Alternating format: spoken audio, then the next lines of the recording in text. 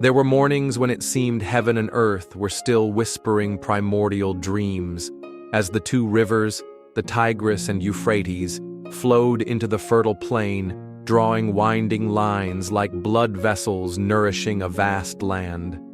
There, the first sunlight of the day fell upon the water, turning the river's surface into a golden mirror. Space seemed to stand still, with only the sound of the wind and the soft cries of water birds, as if weaving a greeting to the dawn. About 7,000 years ago, when the world was still wild and people knew only a nomadic life, a group of wanderers stopped here. They saw the black mud rich in alluvium, felt the weight of barley grains in their palms, and knew that this place could sustain them.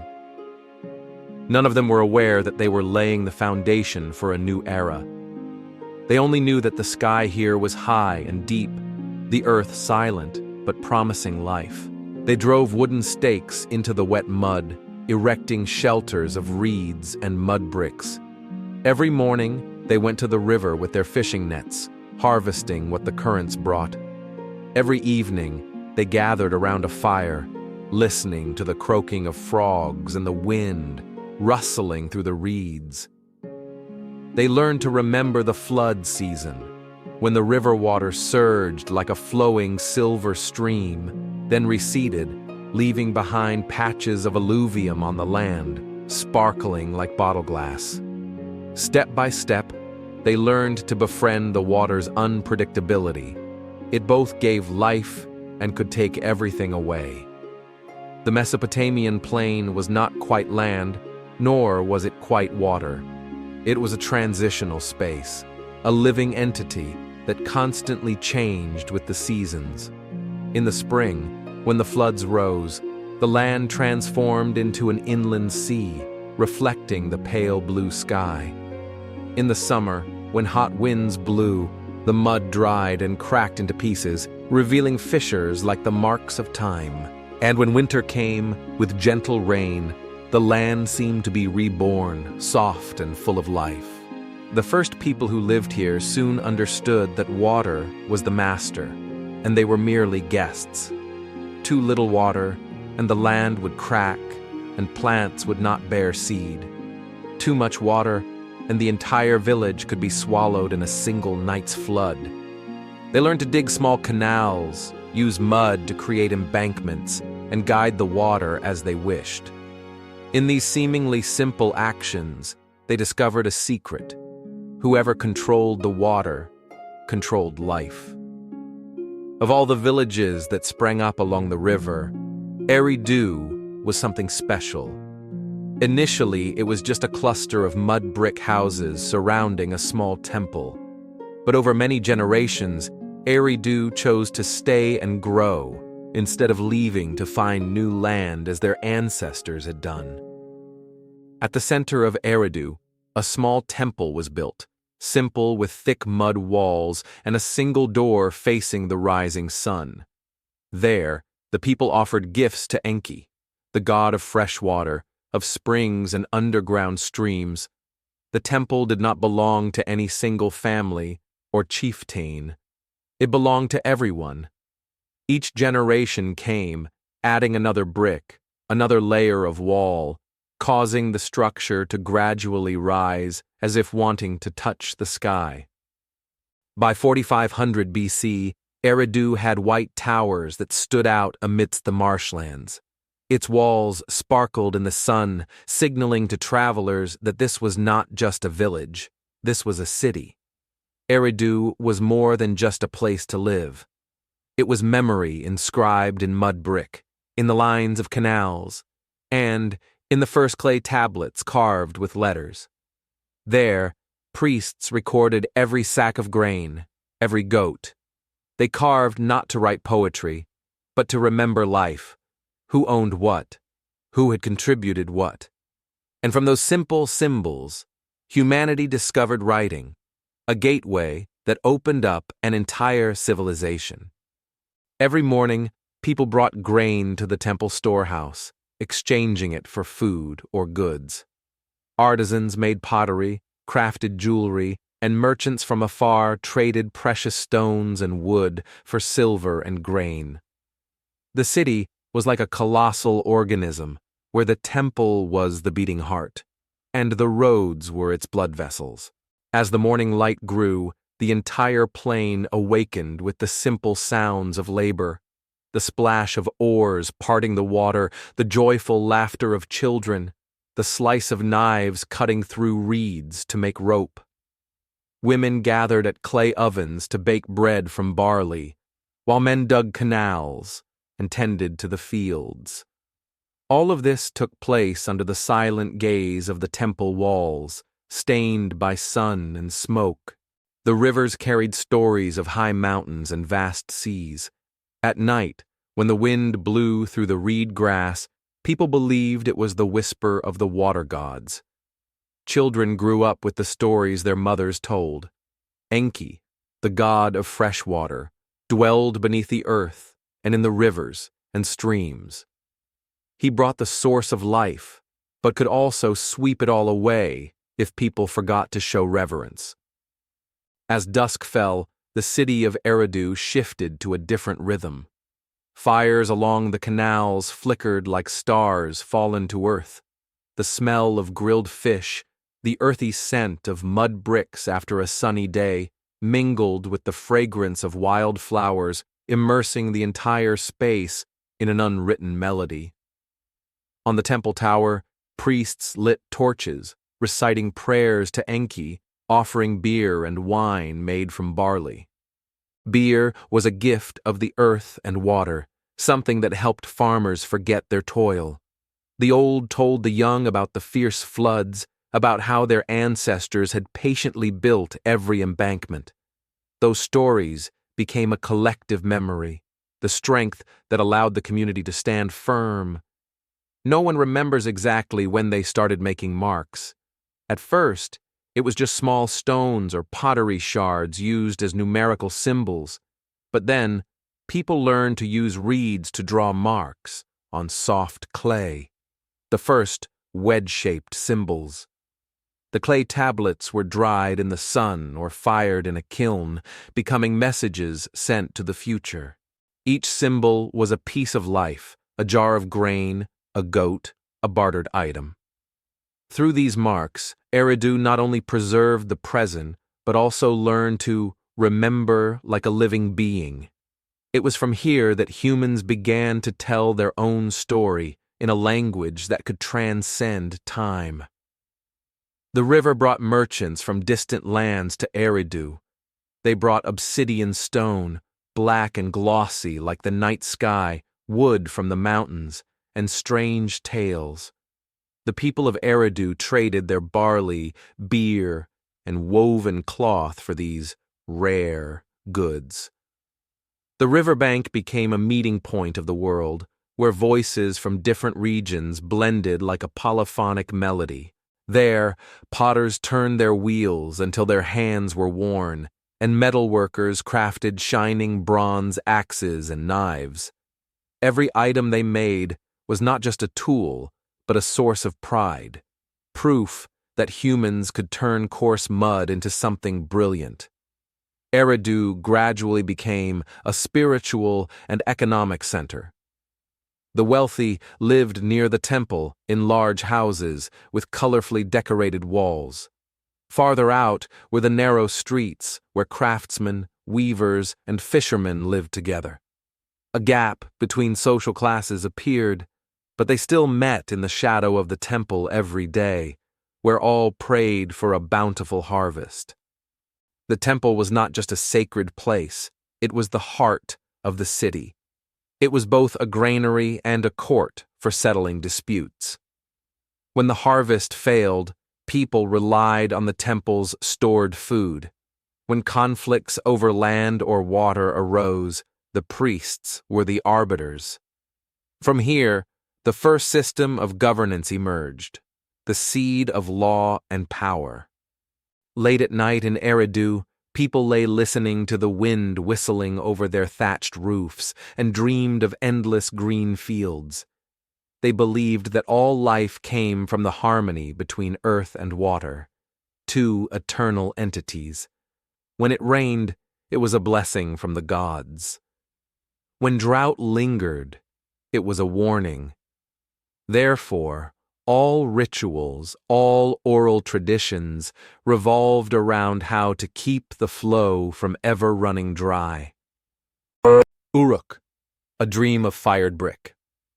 As Eridu grew into a center, other communities began to follow its example, and among them, Uruk emerged like a new torch.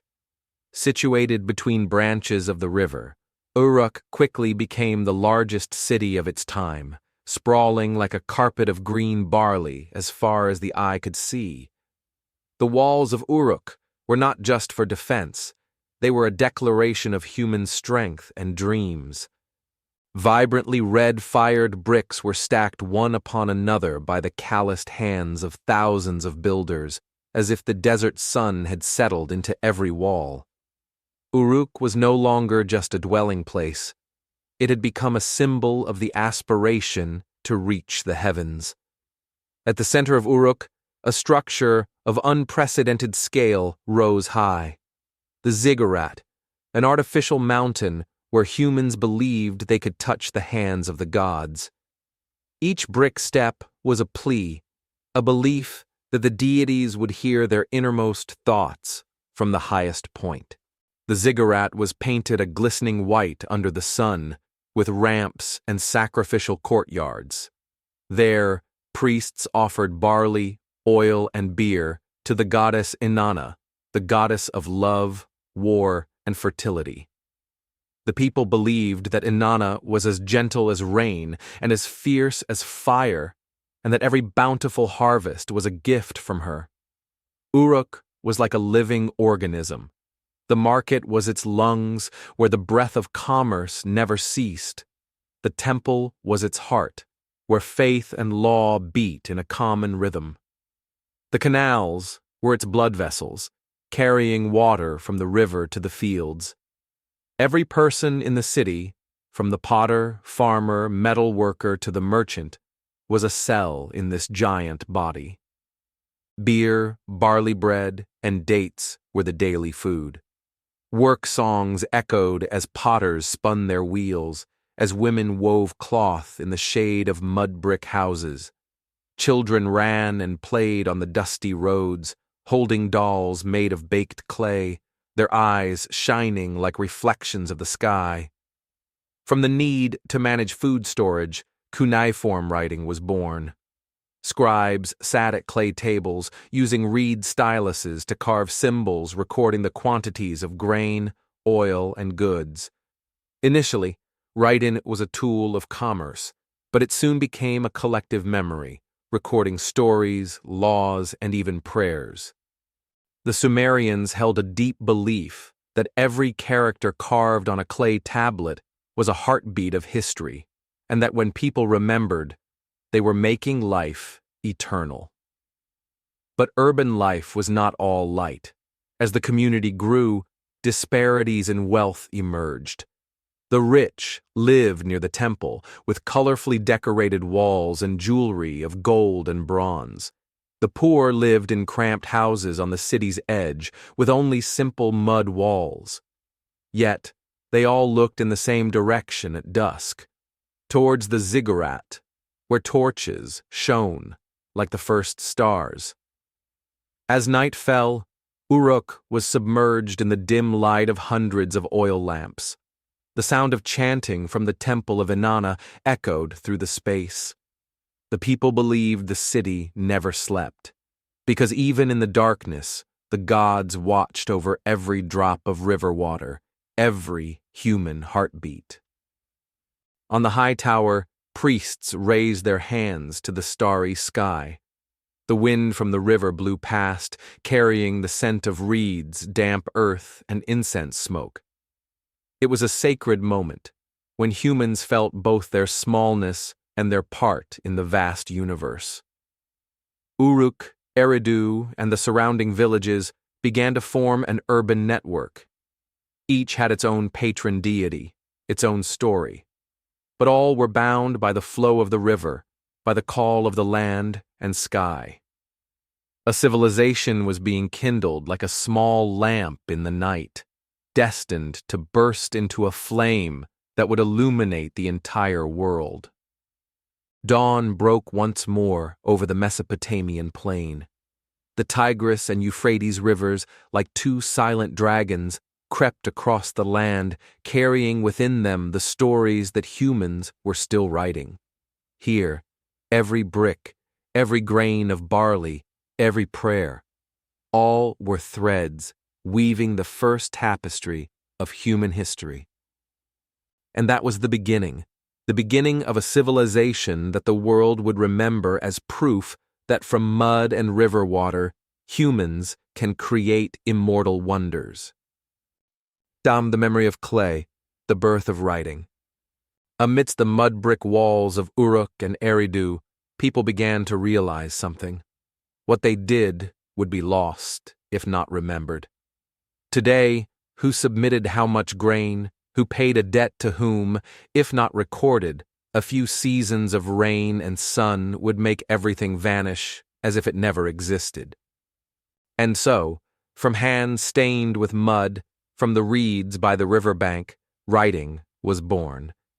At first, it was just simple symbols carved onto soft clay tablets, a horizontal line representing barley, a small circle representing a goat. These symbols were the first language of the earth, the quiet voice of a growing civilization. A priest sat in the temple courtyard, using a reed stylus to press each stroke onto a clay tablet. The soft tap-tap sound echoed in the hot afternoon. The tablets were dried in the sun, becoming bricks of memory, more enduring than any story passed down by word of mouth. The Sumerians called the scribes Dubsar, people of the tablet. They not only knew how to write, but also how to calculate, measure, and preserve the stories of the entire city. A skilled Dubsar was respected like a sage, for he held the power of words and numbers. Dubsar students trained daily in the Dubsar house, the first school in human history. There, boys from wealthy families sat in rows, holding reed styluses, learning to write the difficult symbols. The teacher walked around, correcting each stroke, sometimes as strict as a warrior forging a sword. The first lessons were always familiar words: barley, water, goat, house, the things that made up the Sumerian world. Each symbol was not just a letter, but a part of the land's soul. Initially, writing was only for recording commerce: how much barley, how much oil, how much silver. But then, the Dubsars began to try recording small stories: a story about the early rain, a story about an angry river, a story about a god who saved the village from drought. These fragments of stories carved on clay became the echoes of time. When a Sumerian touched a clay tablet, they could feel the story of their ancestors, of those who had come before. The temple was now not only a place of prayer, but a bank of memory. Every transaction, every ritual was recorded, from the amount of grain offered to the god Enki to the marriage promises between two families. The clay tablets were neatly arranged on wooden shelves, much like how we store books in a library. The priests believed that writing was not just a human tool, but a language that the gods could read. Therefore, before carving, they often washed their hands in river water as a cleansing ritual to keep the written word pure. Agriculture was the backbone of Sumer, and with it, harvest festivals were born. During the harvest season, the entire village gathered before the temple, offering gifts to the goddess Inanna. The sound of drums, flutes, and singing filled the plain. People danced, drank beer, and retold the story of the earth's fertility, of how the gods bestowed the first seeds. The Dubsar recorded every event: how many barrels of grain were submitted, who won the arm wrestling contest, who offered the most beautiful white goat. All of it became part of history, part of the first cultural tapestry in the world. The Sumerians believed that every word carried power. When a Dubsar carved a word into the clay, he was not just recording reality, but naming its spirit. Therefore, each character was written with reverence, like a silent prayer to Enki, the god who gave humans the ability to speak with the earth. As night fell, a Dubsar sat alone under the torchlight. He looked at the stacked clay tablets and wondered, will what I write last forever? Will our descendants one day read these things and know that we once lived, loved, and feared? To him, writing was the bridge between humanity and eternity. Are the echo of the soul, the epic of Gilgamesh. Writing opened a new door. The Dubsars began to challenge their imagination. Not only did they record the number of barley sacks or livestock, but they also carved onto clay praises to the gods. The short lines of text were like the first notes in the long symphony of humanity. O Inanna, you who brought light to the plain. O Enki, you who gave water to the barley fields. We offer you the first drops of the season's beer. Each character carved on the clay tablet was not just the mark of a hand, but a prayer intertwined with the beat of a human heart and the rhythm of the river's flow. As the cities of Sumer grew crowded, disputes between people became more common. Who owned which field? Who borrowed how much grain, and when must it be repaid? The community's memory alone was no longer reliable. Writing turned laws into something undeniable. Clay tablets contained rules for water distribution, agricultural taxes, and punishments for deceit. By being carved on clay and stored in the temple, the law became like the voice of the gods, not just of men. The Dubsar was seen as the guardian of justice, because the writing they created could not be swept away by the wind or twisted by rumors. A line on a clay tablet, a carefully carved trace, was a testament to the truth. In the archives of Uruk, myths began to appear, carved onto clay tablets. One of the first and most famous stories was the love between Inanna, the goddess of love and fertility, and Dumuzi, the shepherd of spring. The story was told like a song.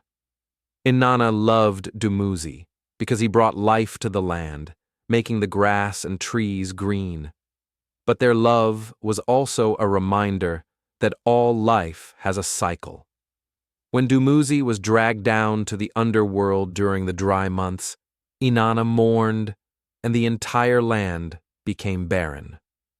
When Dumuzi returned, the rainy season came and the plain blossomed again.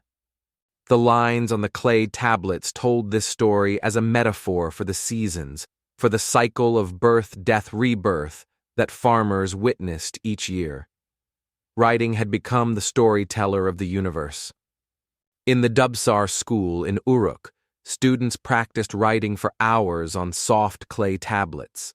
The first lesson always began with the word amagi, freedom, and ended with the word dumu, human. The symbols, like scratches, arrowheads, or hooks, gradually became a complex language system. A boy learning to write often had to copy a sentence dozens of times to remember it. One basket of barley, one ewe. Simple, but from it he understood the connection between land, seasons, and the value of exchange.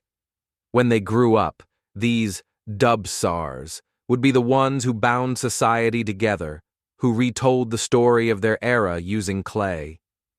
Writing helped commerce to flourish. Merchants coming to Uruk no longer relied solely on spoken words. They signed contracts in clay.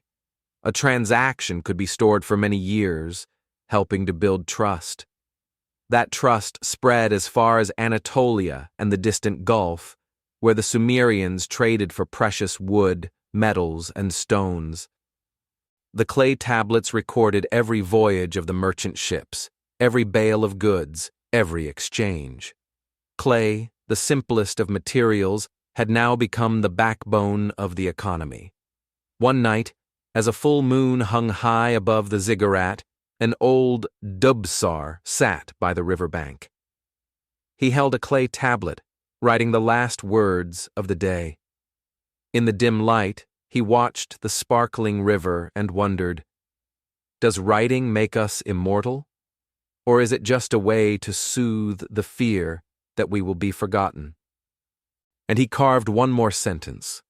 We, the dust of the earth, are learning to speak the language of the universe.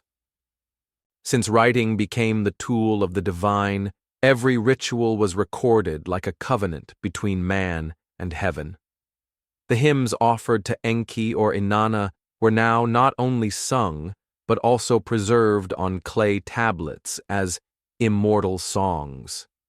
Some Sumerian scholars believed that writing itself was a gift from the god Enki, the god of wisdom, who gave humans the ability to preserve light in clay. This made the written word sacred, a magic that made time stand still. The clay tablets of Sumer did not just record numbers and names. Gradually, they became storytellers. A talented Dubsar could carve onto clay the story of a fierce flood, a night when the goddess Inanna appeared in a priest's dream, or a merchant's return with precious stones from distant mountains. From these simple tales, the first mythical hymns were born.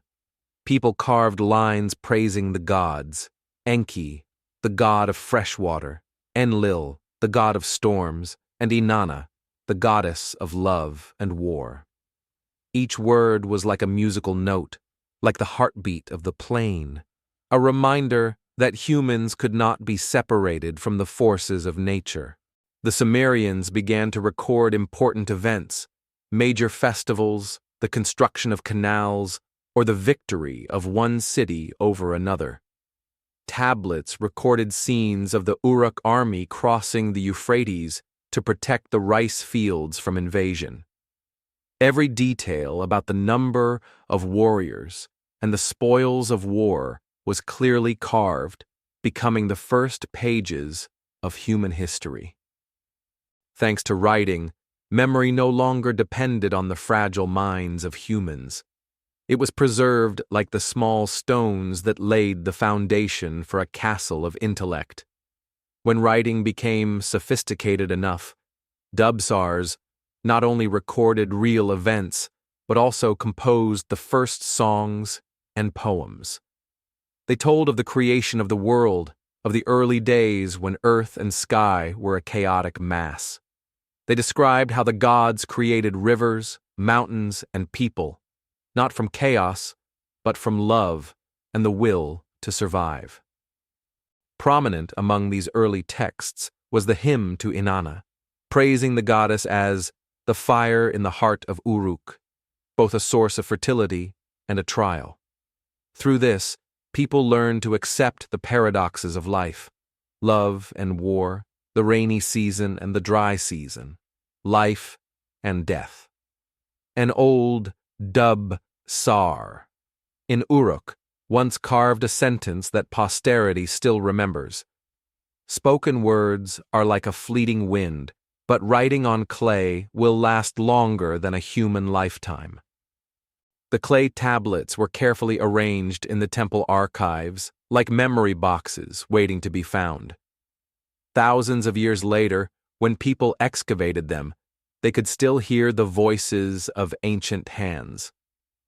When writing became widespread, it became the collective wisdom of Sumer. Laws were no longer just passed down orally, but were carved into rules. Lessons on agriculture, calculating field areas, and measuring water levels were all recorded and taught to the next generation. In the Dubsar schools, students learned not only how to write, but also how to think in an orderly fashion, to see the world through numbers, lines, and words. From this, the first foundations of science and mathematics were born. Writing transformed Sumerian society into a true civilization. It connected merchants with farmers, gods with mortals, and the past with the future. The myths were spread throughout the plain, preparing for the birth of the Epic of Gilgamesh, a story that would move humanity for thousands of years to come.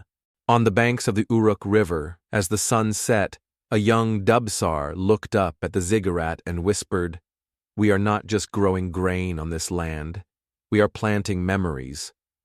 Writing had turned clay into the pages of the universe.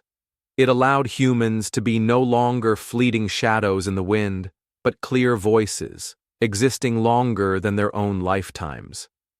And from those simple clay tablets, the story of Sumer began to spread, a story that would touch every civilization.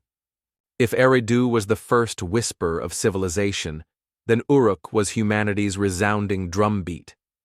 Around 4000 BC, Uruk began to surpass all other villages, growing like a magnificent dream. From mud and straw, people molded the first bricks, drying them under the skin-searing sun.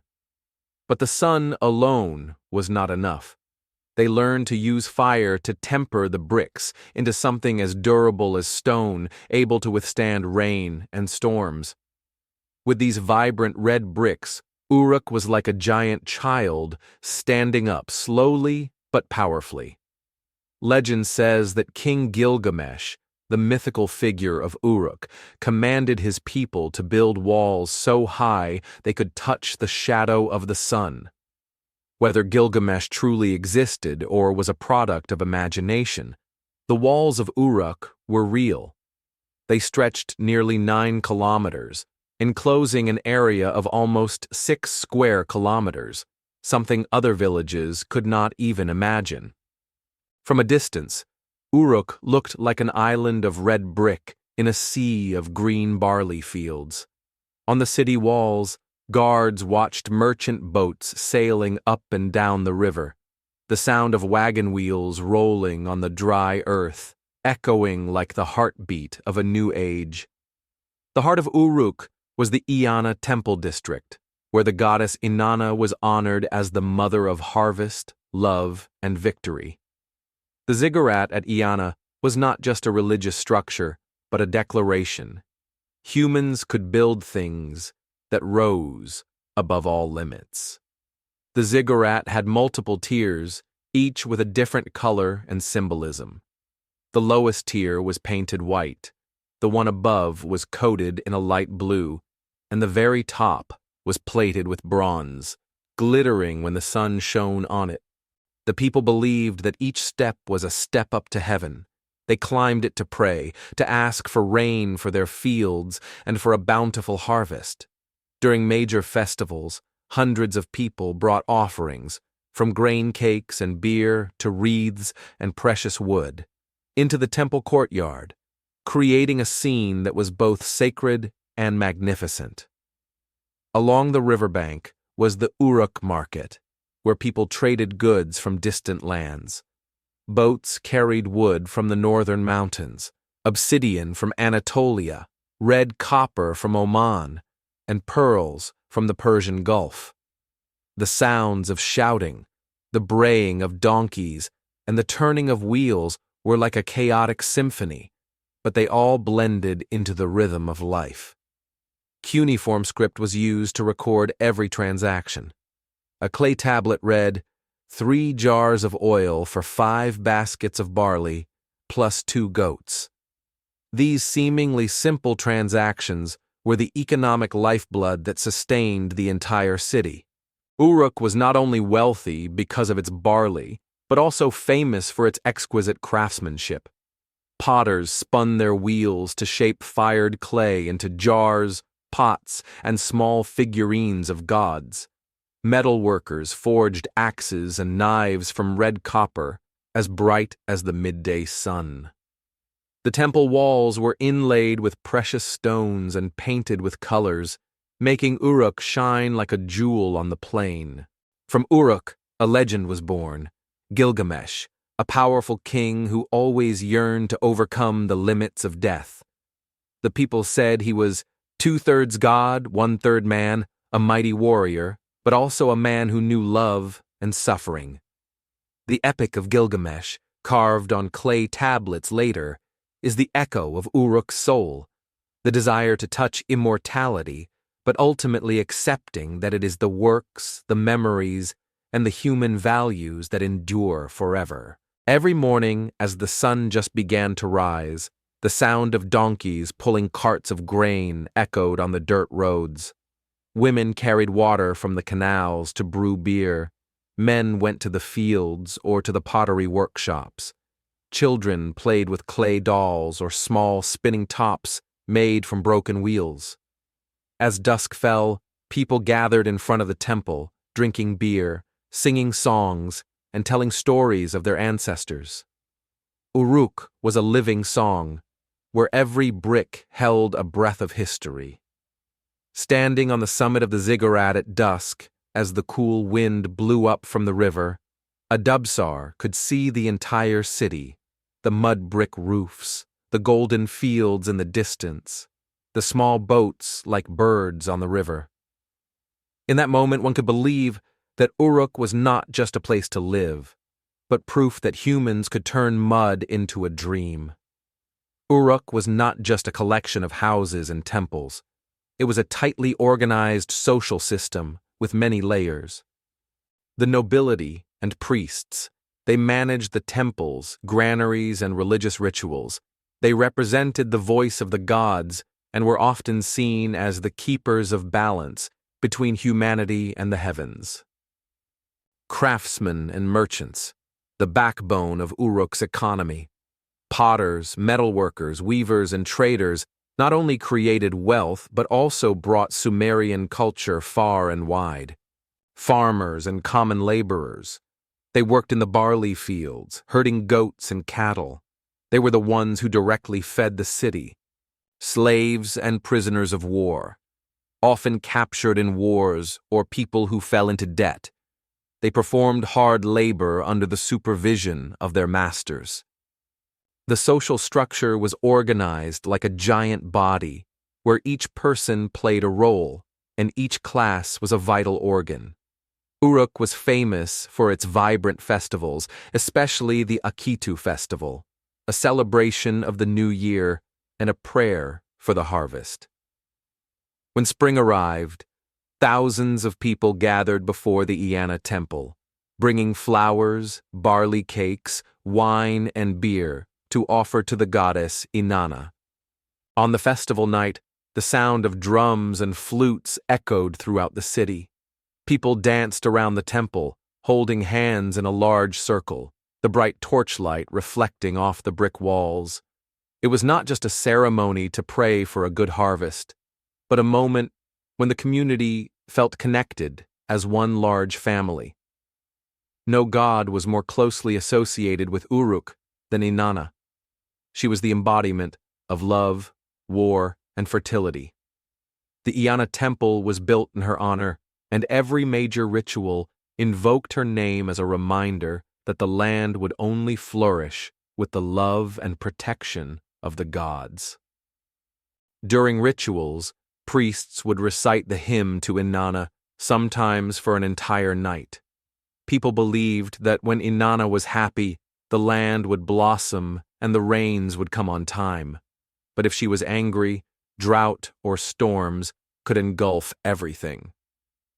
Thanks to its strategic location between the two rivers, Uruk became the largest trading center in Mesopotamia. Merchant boats traveled everywhere, from the Zagros Mountains to the shores of the Persian Gulf, carrying beer, barley, pottery, and crafts to trade for red copper, precious wood, and gemstones. These trade routes brought not only goods, but also ideas, stories, and customs from other cultures. Uruk was therefore not only wealthy, but also a cultural crossroads, a place where a story from a distant land could be retold under a mud brick roof. In the brick workshops, kiln workers toiled day and night. They were called the firekeepers, those who turned mud into brick, sand into pottery. The sound of burning wood and the crackling of bricks in the heat was the secret heartbeat of Uruk. An old craftsman often told his apprentice, "Every brick is a story. If you do it well, that story will live longer than we do." As night fell, Uruk was not plunged into darkness. Hundreds of oil lamps were lit along the walls and temples, creating a warm, yellow glow. From a distance, Uruk looked like a giant ship floating in a sea of darkness on the plain. During those nights, the sound of ritual music still echoed from the Eanna temple, mingling with the wind and the river water, giving the feeling that the city was whispering with the stars. At its peak, Uruk had over 50,000 residents, a colossal number for that era. Its sturdy walls, canals bringing water everywhere, and bustling markets made Uruk the heart of all Mesopotamia. Uruk was not just a place to live, but a symbol of aspiration. The aspiration to build, the aspiration to reach for the eternal. In the memory of the Sumerian people, Gilgamesh was not just a king, but a reflection of Uruk itself, strong, ambitious, but also full of emotion. People said that Gilgamesh was the one who directed the construction of the great city walls and the bronze gates that shone brightly in the sun.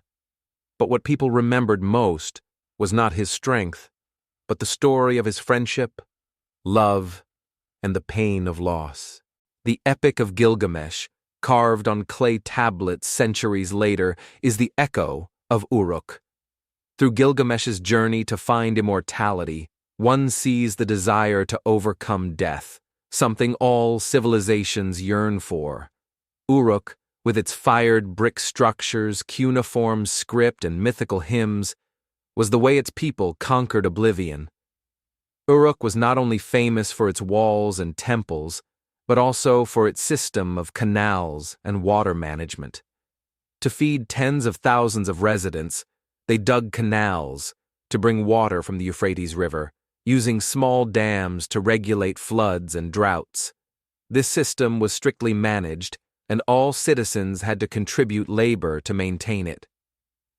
In addition, Uruk developed tools like the fast potter's wheel, which allowed for the mass production of beautiful and durable pottery. The use of cylinder seals to stamp objects was also a groundbreaking innovation, helping to confirm ownership and transactions. These seals depicted images of gods, rituals, or intricate patterns, like a visual language parallel to writing. A merchant from Anatolia once described Uruk as a star on the plain. He was amazed to see the towering walls, the bustling ports, and the markets full of goods. He wrote, "In this place, people don't just trade. They tell each other stories as if every brick had a soul." Uruk was not just a destination, it was a source of inspiration. Many merchants returned to their homelands, bringing with them both goods and stories of a city that touched the sky, a place where at night the torches on the Ziggurat shone like stars that had fallen to earth. Imagine a day in Uruk. Early morning. People pour into the market. The sound of donkeys and wooden carts echoes, and the smell of freshly baked barley bread fills the air. Midday. The sun is scorching. Potters spin their wheels continuously, their hands covered in mud and sweat. Evening. A stream of people heads to the Eanna temple, offering gifts to Inanna, praying for a good harvest. Late night. Oil lamps are lit, and the stories of Gilgamesh, Inanna, and Dumuzi are told by the fireside, so that memory is passed from one generation to the next. Uruk did not just dream of wealth, but of immortality in human memory. Every fire brick, every clay tablet with writing, every hymn to the gods, all were the ways the people of Uruk challenged the ravages of time. Standing on the Ziggurat as the sun set, watching the light dye the plain red, a young Dubsar could feel, we are not just living for today. We are building a dream whose echo our descendants will still hear.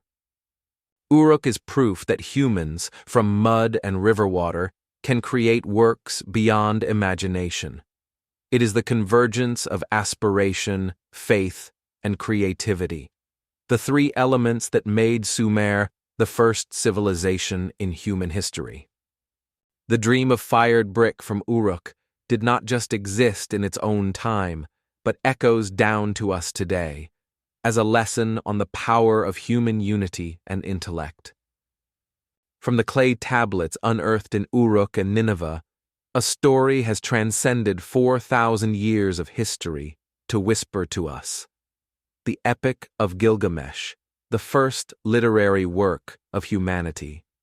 It not only tells of a king, but is a mirror reflecting the aspirations, fears, and eternal questions of humankind about life and death. Gilgamesh was not a perfect king. He was strong, intelligent, but also arrogant and cruel. The people of Uruk both respected and resented him, saying he walked the streets like a lone wolf, forcing others to serve his glory. But it was from this pride that a story of awakening humanity began. Legend says that Gilgamesh was the son of the goddess Ninsun and a mortal man. Therefore, he possessed extraordinary strength, 2/3 god, 1/3 man. He was as tall as a temple pillar, so strong he could lift the city gate by himself. He was an undefeated warrior, one who had defeated many enemies and expanded Uruk's territory. But deep in his heart, Gilgamesh carried a silent anxiety. He felt the fragility of human life, no matter how strong he was. The Sumerian scribes did not portray Gilgamesh as an omnipotent god, but as a man learning to become human. To balance Gilgamesh's power, the gods created Enkidu, a wild man who lived among beasts and plants. Enkidu could not read, did not know what a city was, but had a pure heart, close to nature. The meeting between Gilgamesh and Enkidu is told as a fated encounter. Two who were initially rivals, fighting to exhaustion, but then became the closest of friends. The appearance of Enkidu changed Gilgamesh. For the first time, he found someone who could match him, not out of fear or self-interest, but out of sincere friendship. That friendship was the door that opened humanity in the arrogant king's heart. Gilgamesh and Enkidu embarked on dangerous adventures together. One of the most famous journeys was to the cedar forest to confront the monster Humbaba, the beast tasked by the gods with protecting the forest. The battle with Humbaba symbolizes the desire to conquer nature, to overcome primal fears. By cutting down the cedar tree, Gilgamesh not only sought timber for his city, but also proved that humans could make their mark on the world. Afterward, they defeated the bull of heaven, Gugalana, a monster sent by the goddess Inanna to punish Gilgamesh. Each victory pushed Gilgamesh closer to the tragedy of loss. The death of Enkidu was the turning point in the epic. Punished by the gods for killing the bull of heaven, Enkidu fell ill and died in agony. Gilgamesh was so grief-stricken that he could not believe his friend was dead. He kept Enkidu's body for many days until the smell of decay forced him to accept the truth. In that moment, Gilgamesh realized that death was inescapable, no matter how powerful or strong you were. He cried out, "Will I too die like Enkidu? Will all men eventually turn to dust?" The pain of losing his friend set Gilgamesh on a journey to find immortality. He crossed deserts, sailed seas, met mythical creatures, and finally sought out Utnapishtim, the only man granted eternal life by the gods after the Great Flood. Utnapishtim told the story of the Great Flood, very similar to the story of Noah in the later Bible. The god Enlil grew angry and wanted to destroy humanity with a massive flood. But the god Ea, Enki, warned Utnapishtim, teaching him to build an ark to save his family and all the animals. When the flood ended, Enlil recognized his compassion and granted Utnapishtim and his wife immortality. Hearing this, Gilgamesh understood that immortality was not for everyone, and the only thing humans could do was to leave behind memories and living values for future generations. Gilgamesh returned to Uruk with a different heart. He no longer sought immortality for himself, but dedicated himself to building the city, making Uruk a legacy for humanity. Standing on the walls of Uruk, he said with pride, "Look at these walls. Who can match them? They will tell my story longer than my own breath."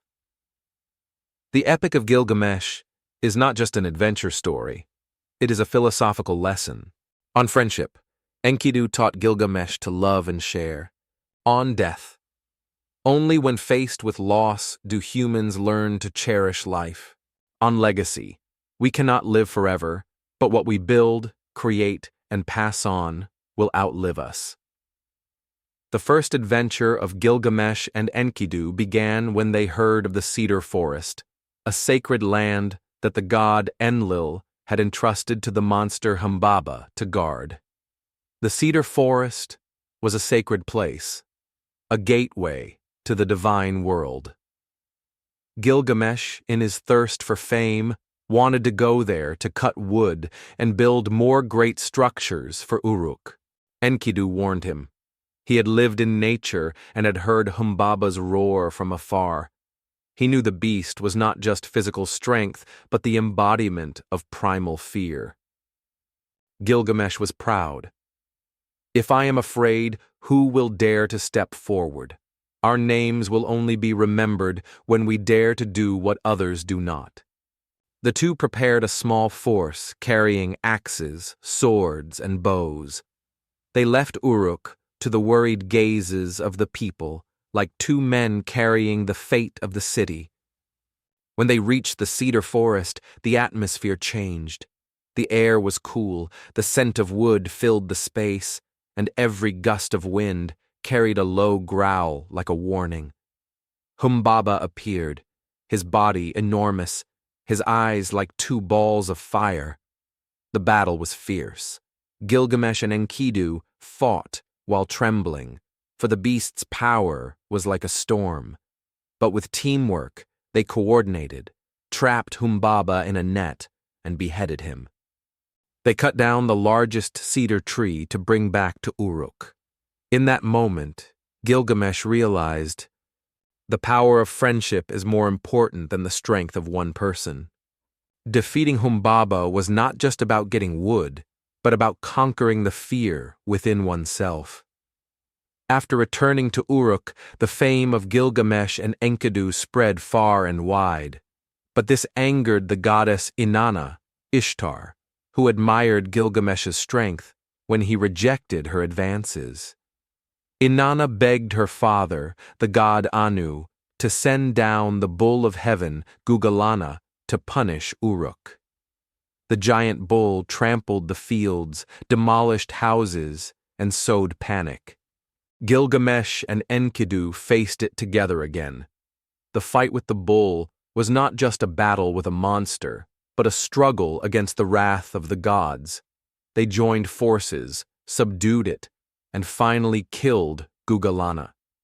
However, this act angered the gods, because no one was allowed to kill their messenger.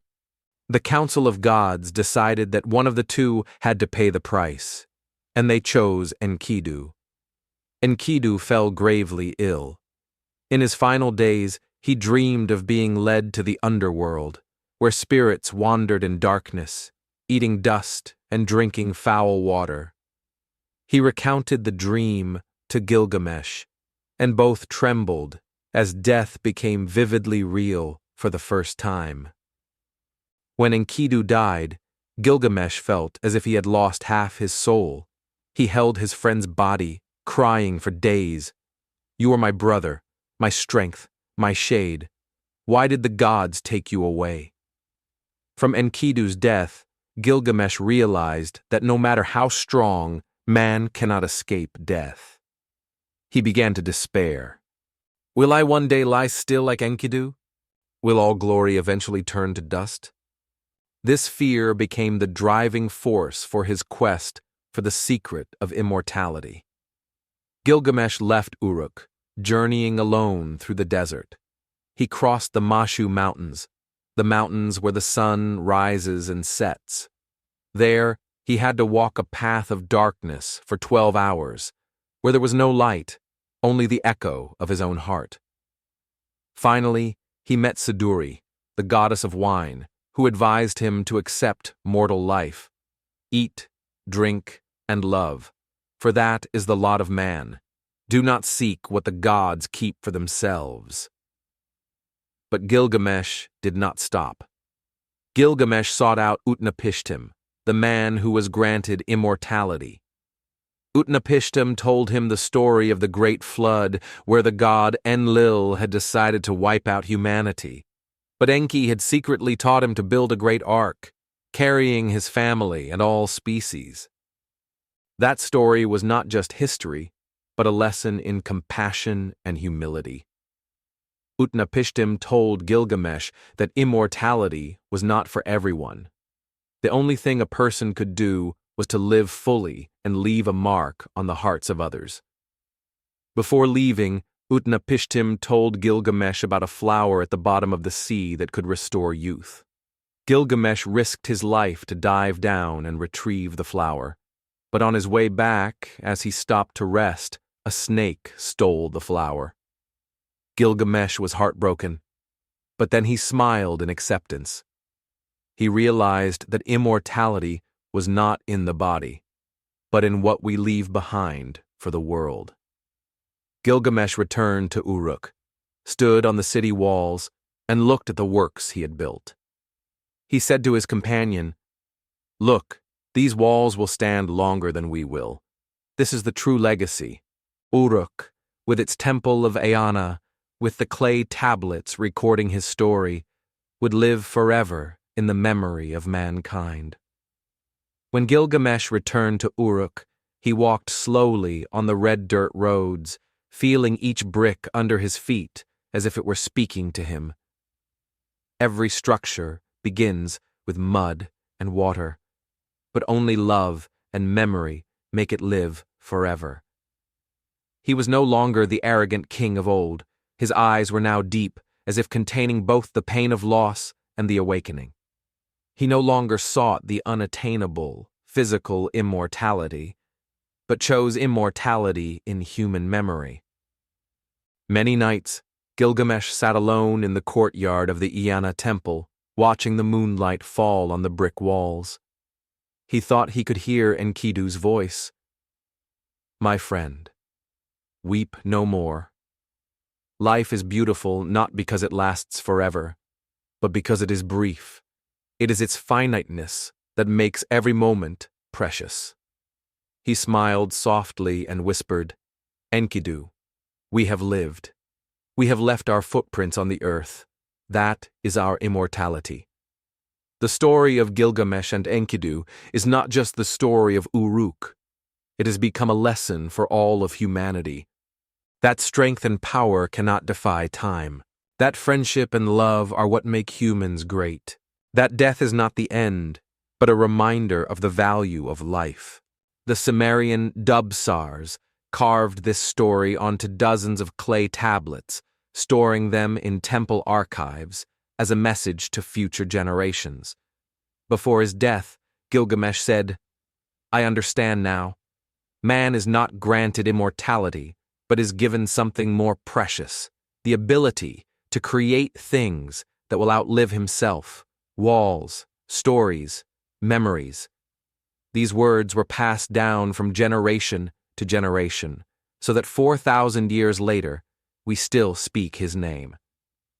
Standing on the city walls, Gilgamesh looked towards the Euphrates, where merchant boats carrying grain and wood still floated. He knew that Uruk was the greatest poem that he and his people had written together.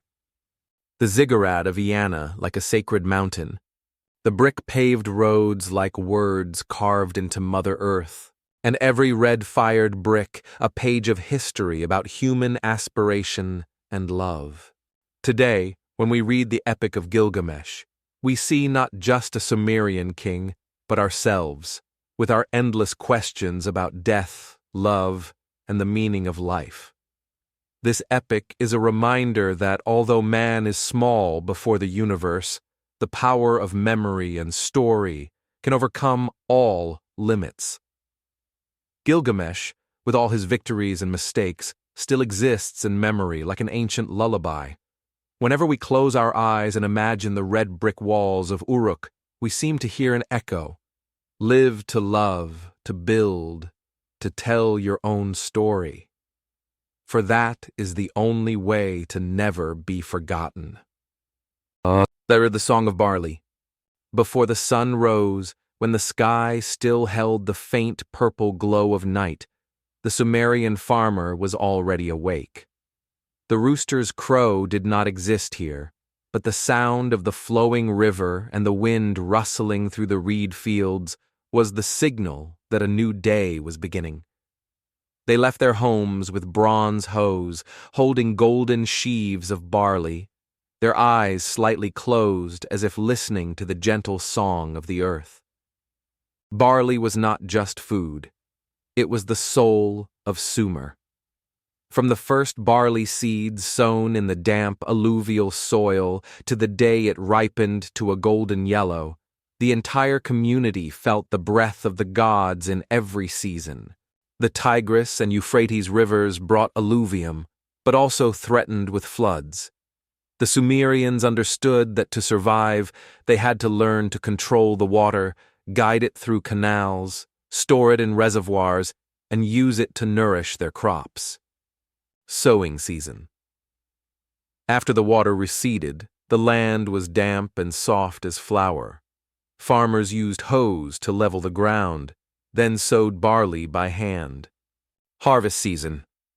When the barley was ripe, they used flint sickles to cut each sheaf, stacking them on wooden carts to be taken to the storehouse. Sumerian farmers regarded the earth and water as twin deities. The earth allowed the plants to grow, and the water gave them life. If one disappeared, the harvest would fail. Each time they sowed seeds, the Sumerians prayed to Ninhursag, the goddess of the earth. They believed that each barley seed was a small child sent into the womb of Mother Earth. When it rained, it was a kiss from the sky that helped the seed to sprout. An old song tells, Ninhursag opens her heart, welcoming each grain of barley as she welcomes the children of Uruk.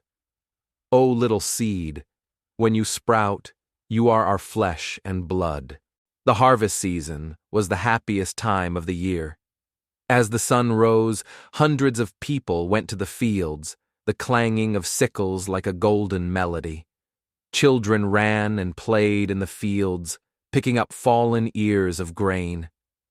At noon, everyone stopped to eat baked barley bread and drink beer, the special drink of Sumer. Beer was not just a beverage, but a gift from the earth and human sweat. After the harvest, the grain was taken to the temple, where there were large storehouses for reserves. The Dubsar, the scribe, used a reed stylus to carve each number onto a clay tablet. 200 baskets of grain from the family of Arad, 150 baskets from the family of Lugal. Storing grain in the temple not only helped prevent famine, but also created a fair economic system, where food was distributed according to the season and festivals. The Sumerian farmers sang as they worked. Their lyrics were simple but sincere. O barley, you grow from the mud. You nourish us as a mother nourishes her child. Each of your grains is gold. Each of your stalks is hope. Their singing blended with the sounds of water and wind, creating the sound of life that stretched across the plain. The Sumerian diet revolved around barley bread, beer, dates, and fish from the river. Barley bread was baked on hot stones, crispy and fragrant. Beer was made from fermented barley, drunk through straws from large jars. Fish was grilled or dried, eaten with wild vegetables and onions. Each meal was not just to fill the stomach, but a ritual of thanks to the earth and water. In the fields, young men and women often sang courting songs. You are like the river, I am like the barley field. Wherever the water flows, the barley will grow green. Love and labor were always intertwined. A wedding often took place right after the harvest, when the granaries were full and joy filled the air.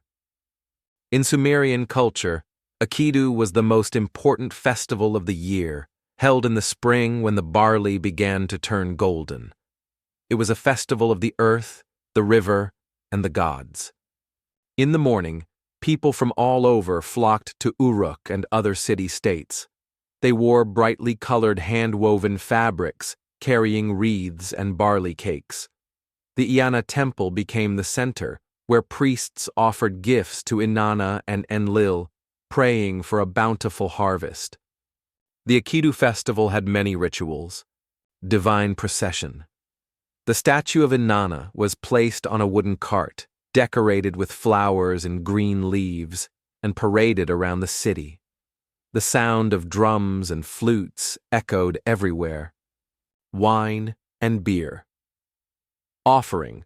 Large jars of beer were opened, and everyone drank together, as if sharing the good fortune of the harvest. Harvest dance.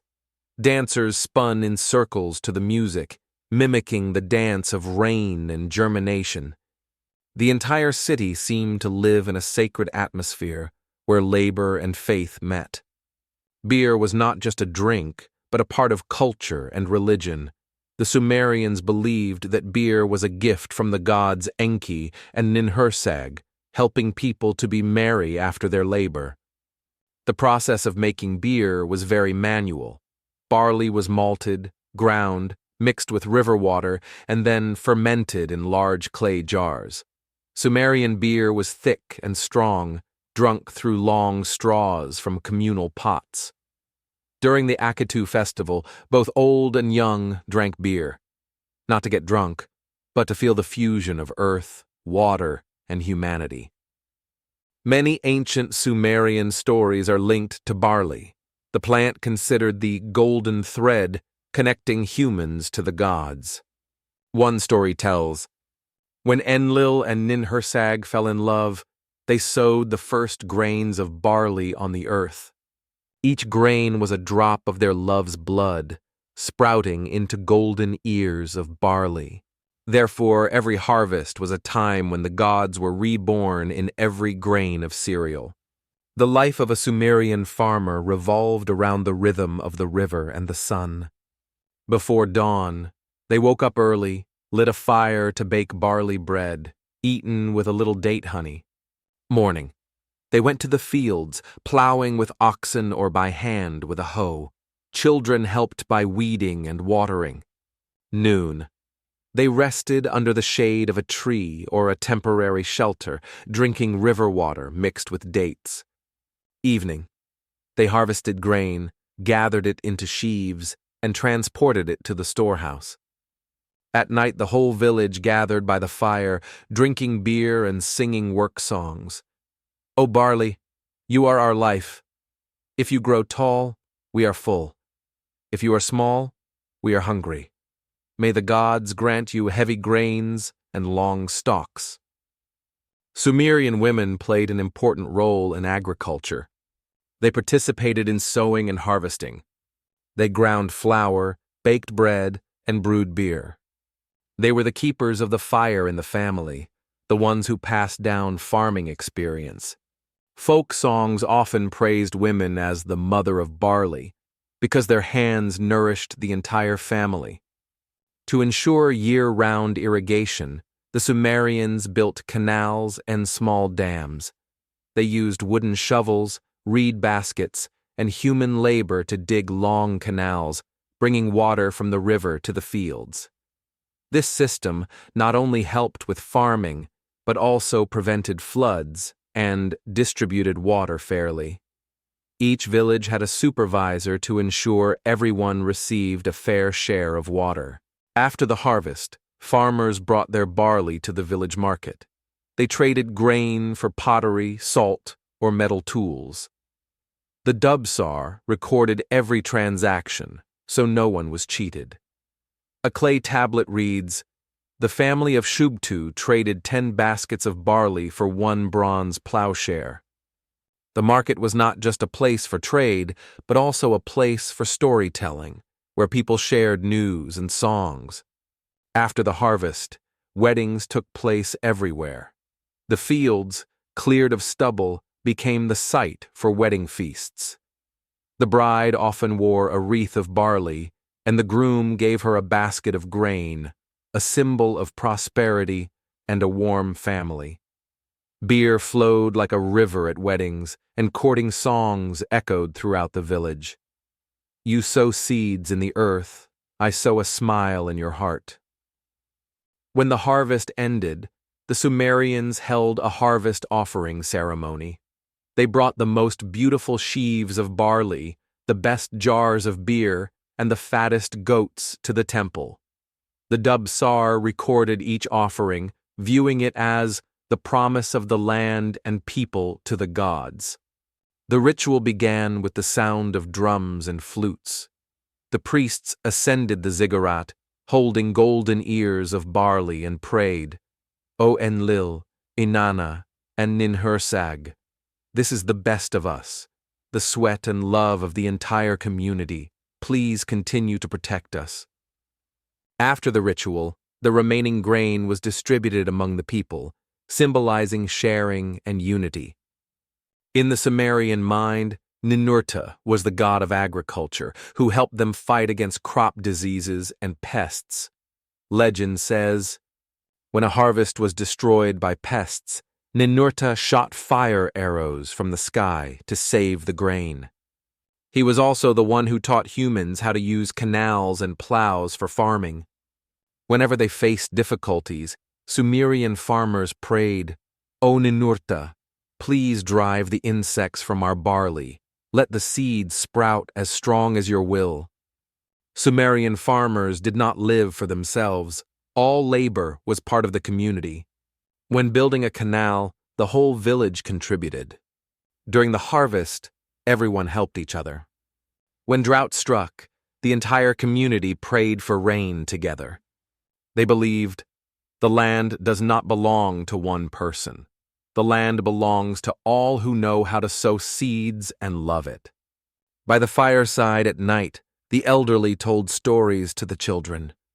Stories of the great flood of old, when the whole village survived on the grain stored in the temple. Stories of the girl who married the water god by offering a sheaf of golden barley. The storyteller's voice mingled with the gentle melody of the harp. Water is the blood of the earth. The earth is our flesh. We and the earth, forever one. As night fell, the barley fields were bathed in moonlight. The golden ears of grain, like silent ocean waves, swayed in the cool breeze. The farmers looked at the fields, smiling, knowing that all their efforts had borne fruit. The croaking of frogs, the whistling of the wind through the reeds, all seemed like a lullaby, sending the entire village into a peaceful sleep. The land of Sumer always had its own voice. I embrace you as a mother embraces her child. Each sowing season, I give birth to life. But if you forget to care for me, I will become barren and silent. The Sumerians understood that the relationship between humans and the land was one of respect. An old farmer often taught his children and grandchildren, "Each grain of barley is a story, a part of human blood and sweat. If you sow with love, the earth will repay you tenfold. If you sow with indifference, the earth will punish you with drought."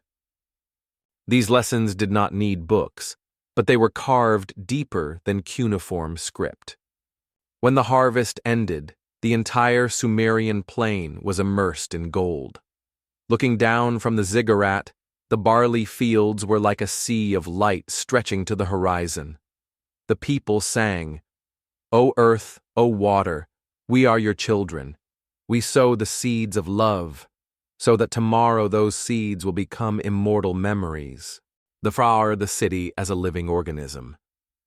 Uruk, Eridu, Lagash, each city of Sumer was not just a collection of houses and walls.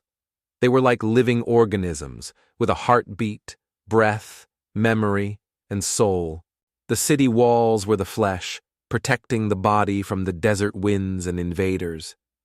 The canals and rivers were the blood vessels, nourishing every corner. The temple was the heart, where gods and humans communed. The market and roads were the lungs and sinews, where the rhythm of life and energy flowed ceaselessly. Standing atop the Iana Ziggurat in Uruk, a Dubsar could see the city's body in motion. Streams of people pulling wooden carts from the riverbank, like red blood flowing from the heart throughout the body. The sound of metal being forged, the spinning of pottery wheels, the cheers in the market, like an echoing heartbeat. The smell of barley bread and cooking smoke wafting through the air like the breath of the afternoon. The walls of Uruk were nearly 9 kilometers long, so high that their shadow covered the grasslands on the outskirts. The walls were made of mud brick and vibrant red-fired brick, stacked in sturdy layers, and sealed with bitumen and lime to be waterproof. When the evening sun cast its light, the city wall was like a red silk ribbon wrapped around the city, both protecting and displaying its strength. The warriors guarding the walls were like white blood cells, always vigilant against any threat. Whenever merchants arrived from afar, they looked down from above like the eyes of the city. Without water, the city would die. The Sumerians dug long canals connecting the Tigris and Euphrates rivers to every field and neighborhood. Water flowed like a lifeline, bringing life everywhere. Every morning, the canal supervisors opened or closed the dams as if regulating a heartbeat. Children swam and laughed in the canals. Adults used the canal water to brew beer, bathe, and water plants. During the flood season, the canals teemed with life. During the dry season, people prayed to the god Enki, asking him to open the underground springs. The temple at the city's center was the dwelling place of the gods. Every morning, priests offered incense, wine, and barley to keep the city's heart beating steadily. Next to the temple was the palace, where the king and officials worked, settled disputes, and planned the harvest.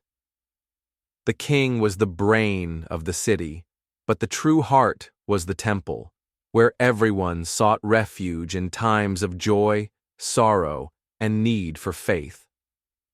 The Sumerian market was a place of cultural and economic exchange.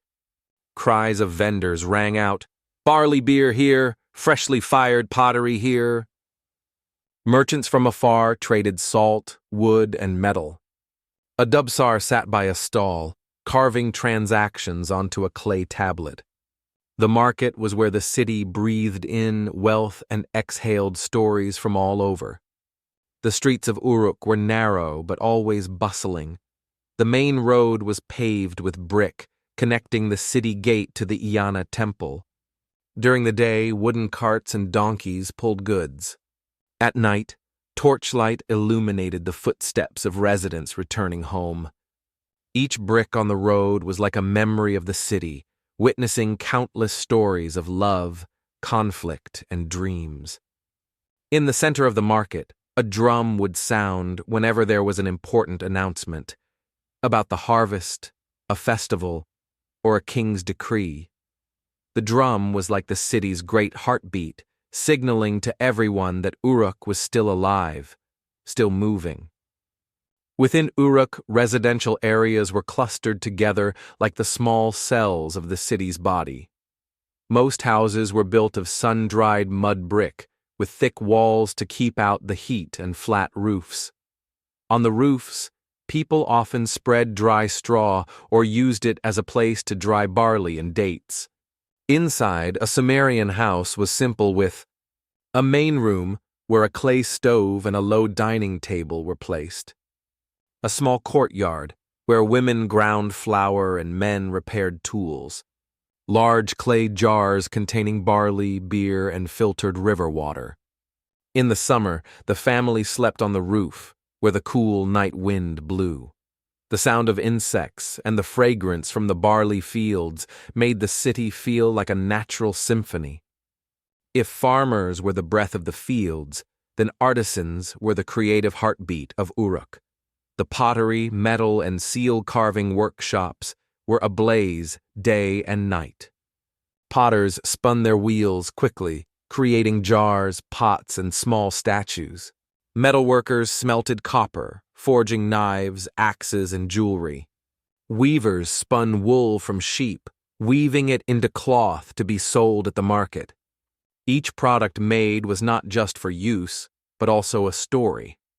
A pottery vase carved with the image of Inanna could tell of the artisan's faith and love for the city. Uruk merchants traveled everywhere, from the northern mountains to the southern Gulf. They brought not only goods, but also new stories about other lands. Upon their return, they told the villagers about distant lands with snowy mountains, deep forests, and vast seas, things the people had never seen.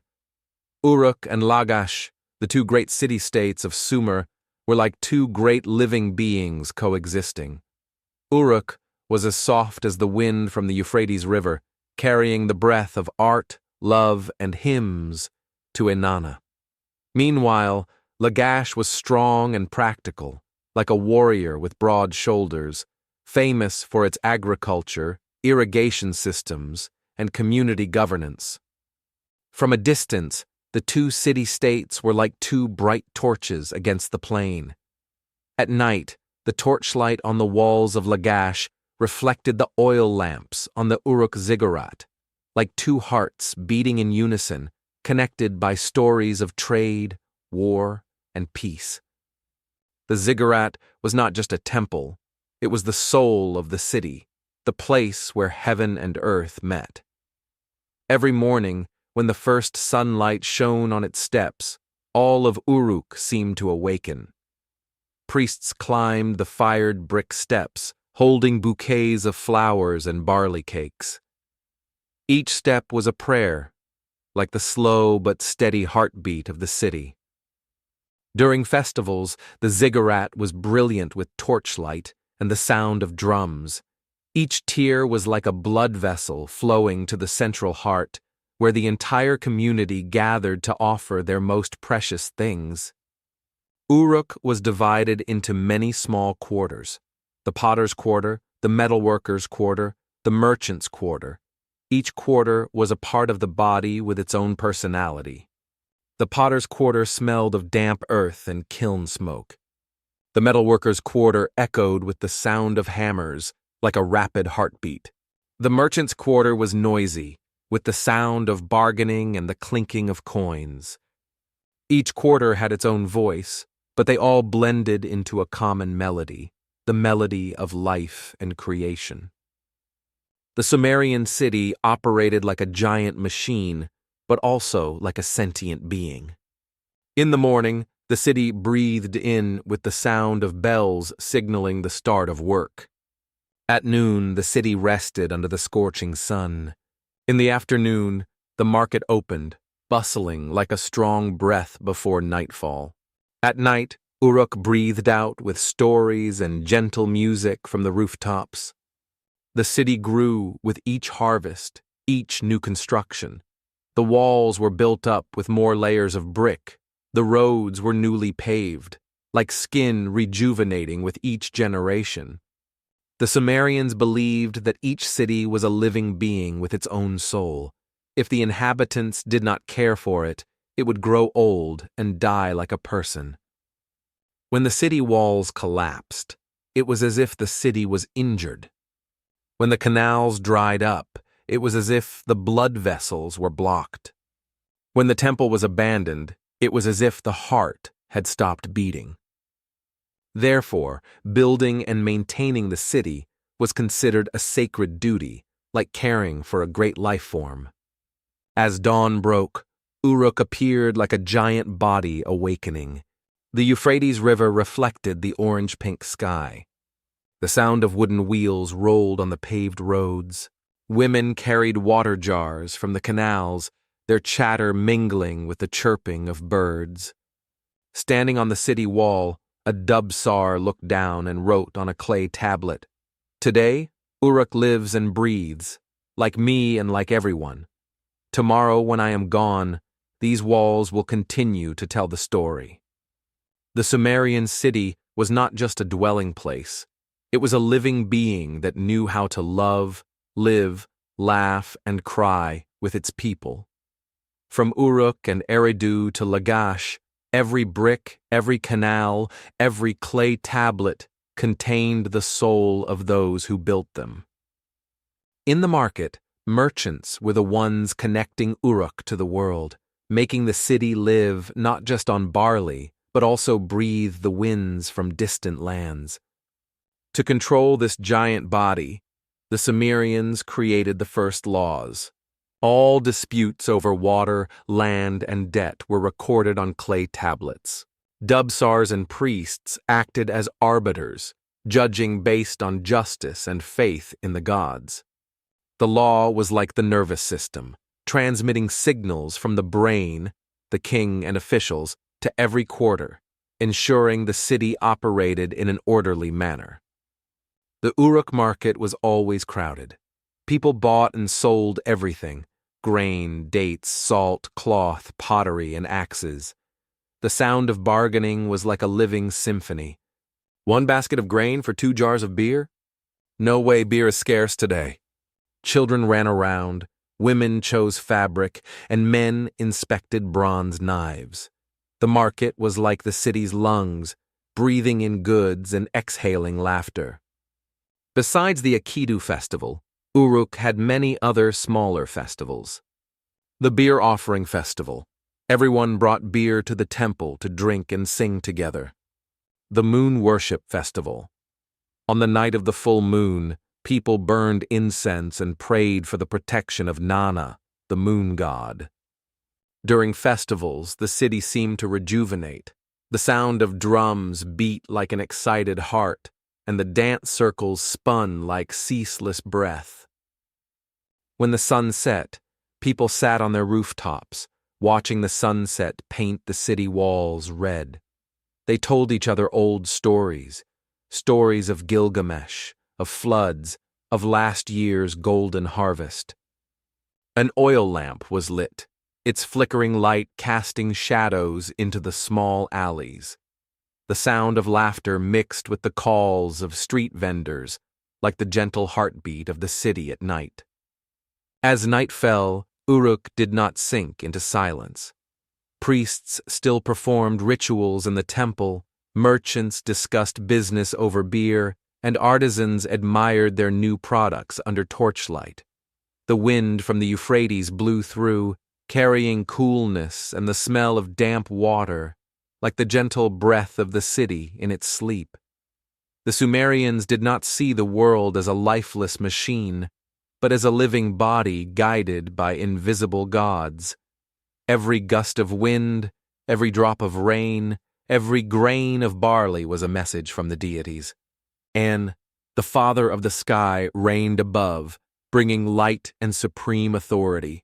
Enlil, the god of wind and storms, the Lord who controlled human destiny. Enki, the god of water and wisdom, who taught humans the art of farming and writing. Inanna, the goddess of love, war, and fertility. Nin-Her-Sag, the earth goddess, mother of all creatures. In the Sumerian mind, the world was formed from the union of An, sky, and Ki, earth. From this, all creatures, every mountain, every river had a soul and a purpose. Each Sumerian city had a patron deity, and the central temple was the home of that god. The Iana temple in Uruk was where Inanna resided. People came here not only to pray, but to meet the heart of the city. The temple was not a strange or fearsome place. It was a common home where humans and gods conversed. Every brick used to build the temple was made with reverence, as if placing a prayer into each layer of the wall. The Sumerians believed that the gods needed to be nourished with offerings and hymns. They offered barley, beer, oil, flowers, and even animals on special occasions. Morning ritual. The priest washed his hands in river water, burned incense, and recited prayers in a low voice. Major festivals. The statue of the god was paraded around the city to the sound of drums and flutes. These rituals were not just to honor the gods, but were also the threads that bound the community together. When the entire city sang a prayer, everyone felt they were part of a story larger than themselves. Inanna was the most revered deity in Uruk. She was both the goddess of love and fertility and the goddess of war and death. She had a radiant beauty, but her eyes also held the ferocity of a storm. The Sumerians believed that Inanna loved and hated like a human. She granted harvests when pleased, but could also cause drought when angered. In ancient hymns, Inanna was compared to a flower blooming on a field of blood, both beautiful and cruel. Enlil, the god of wind, was seen as the one who decided the fate of humanity. When the wind rose, the Sumerians believed it was a warning from Enlil. If the wind was cool, it meant he was pleased. If it was a storm, it meant he was angry and would punish them. The temple of Enlil in Nippur was the largest sanctuary in Sumer, where all city-states sent offerings.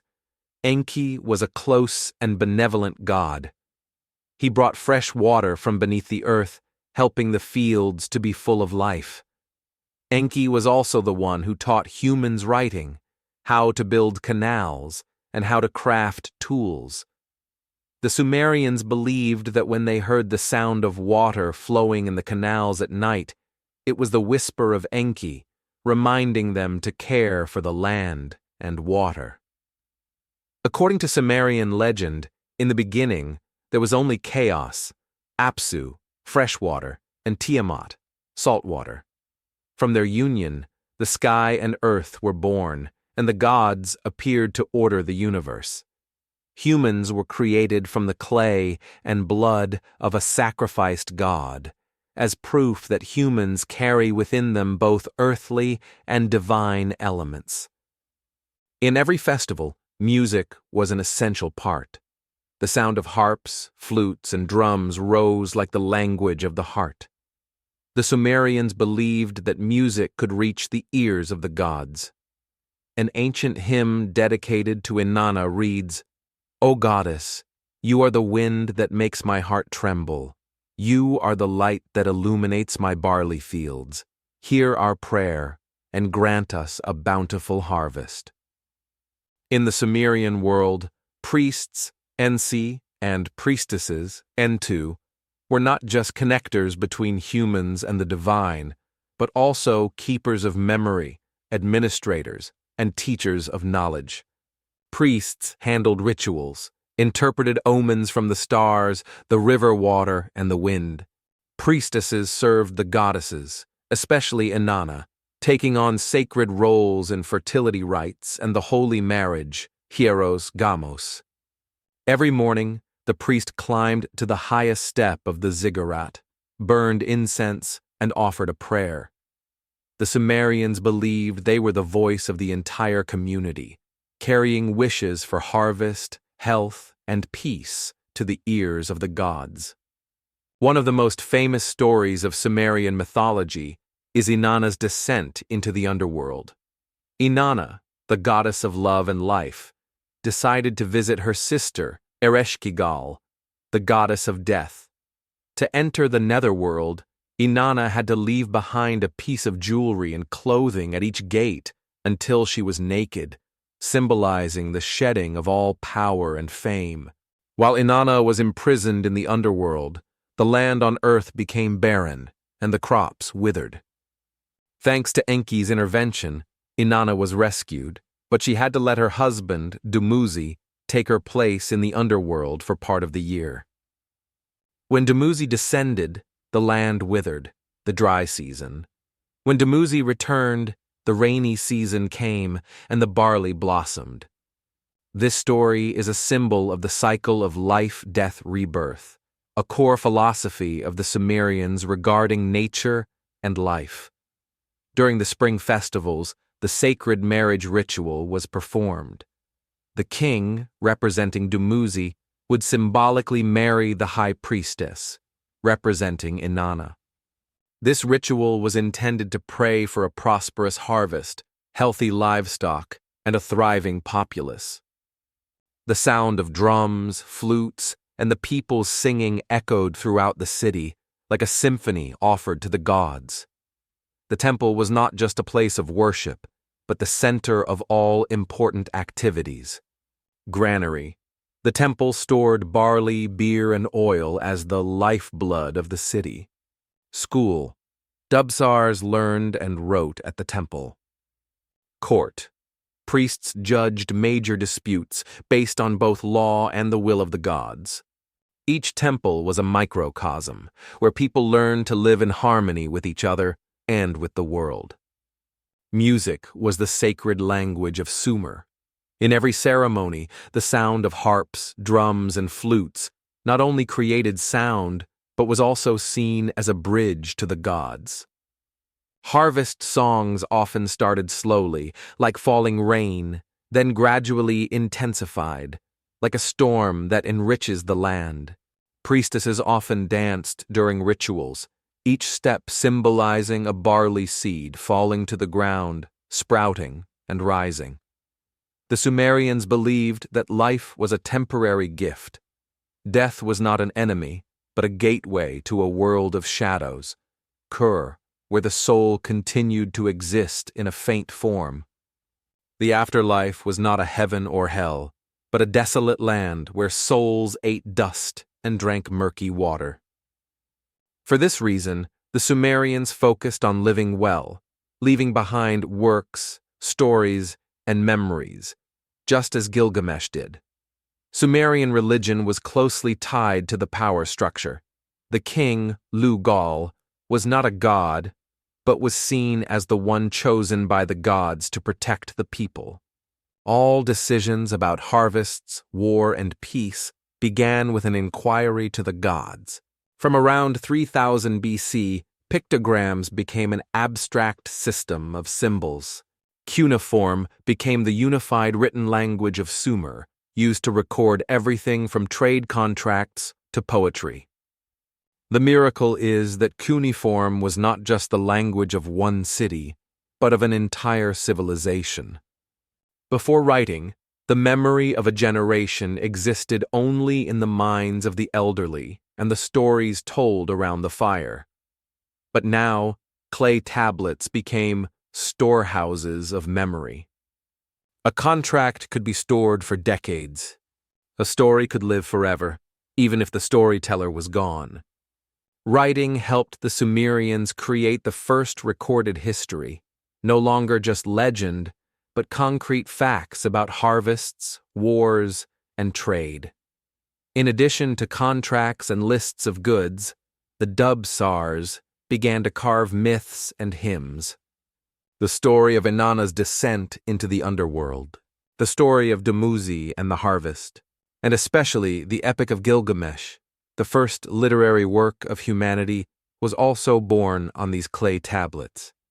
When writing told stories, it not only recorded events, but also preserved the soul and emotions of people.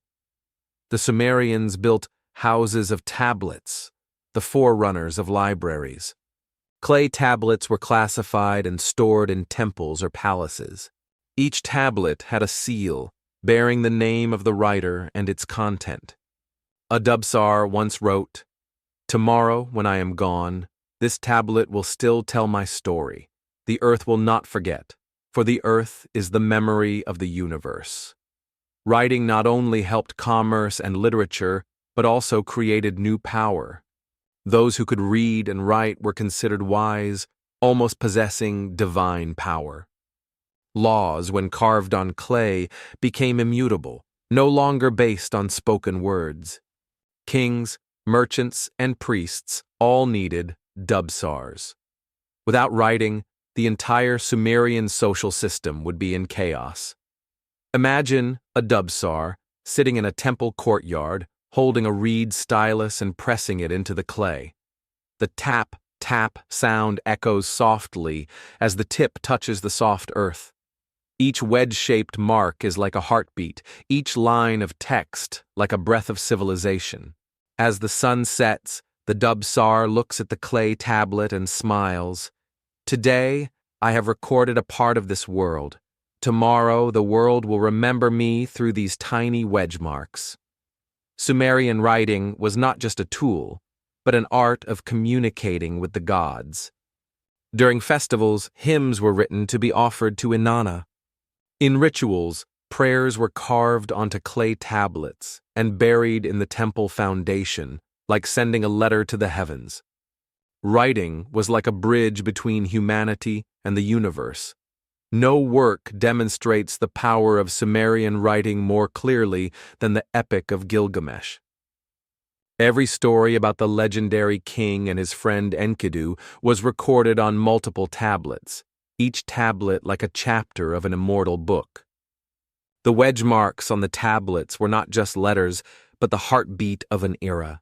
When a Dubsar carved the line, "Gilgamesh built these walls," he was not just recording an event, but sending a message to posterity. Remember that we once lived, loved, and dreamed. Many clay tablets not only told stories, but also taught people how to live. Short poems about humility before the gods, admonitions about friendship, honesty, and the love of labor. The Sumerians understood that writing not only preserved memory, but also transmitted values. Each symbol, each song, was like a lamp lighting the way for the next generation. Imagine a summer night in Uruk. A Dubsar sits by an oil lamp, his hand carving the last wedge marks onto a clay tablet. The night is quiet, only the sound of the reed stylus pressing like a whisper between man and Mother Earth. This tablet might be stored in the temple archive, surviving thousands of years of wind and rain, and one day, modern archaeologists will pick it up, read it again, and hear the echo from 5,000 years ago. History began when humans learned to record what they saw, what they did, and what they dreamed. Before writing, everything was oral tradition. But with cuneiform, Sumer opened a new era. Events were no longer forgotten. Farming experience, techniques, and laws could be passed through many generations. Literature and art had a foundation on which to develop. Writing was the bridge between time and memory. A small clay tablet contained an entire world. Each wedge mark was a seed of thought.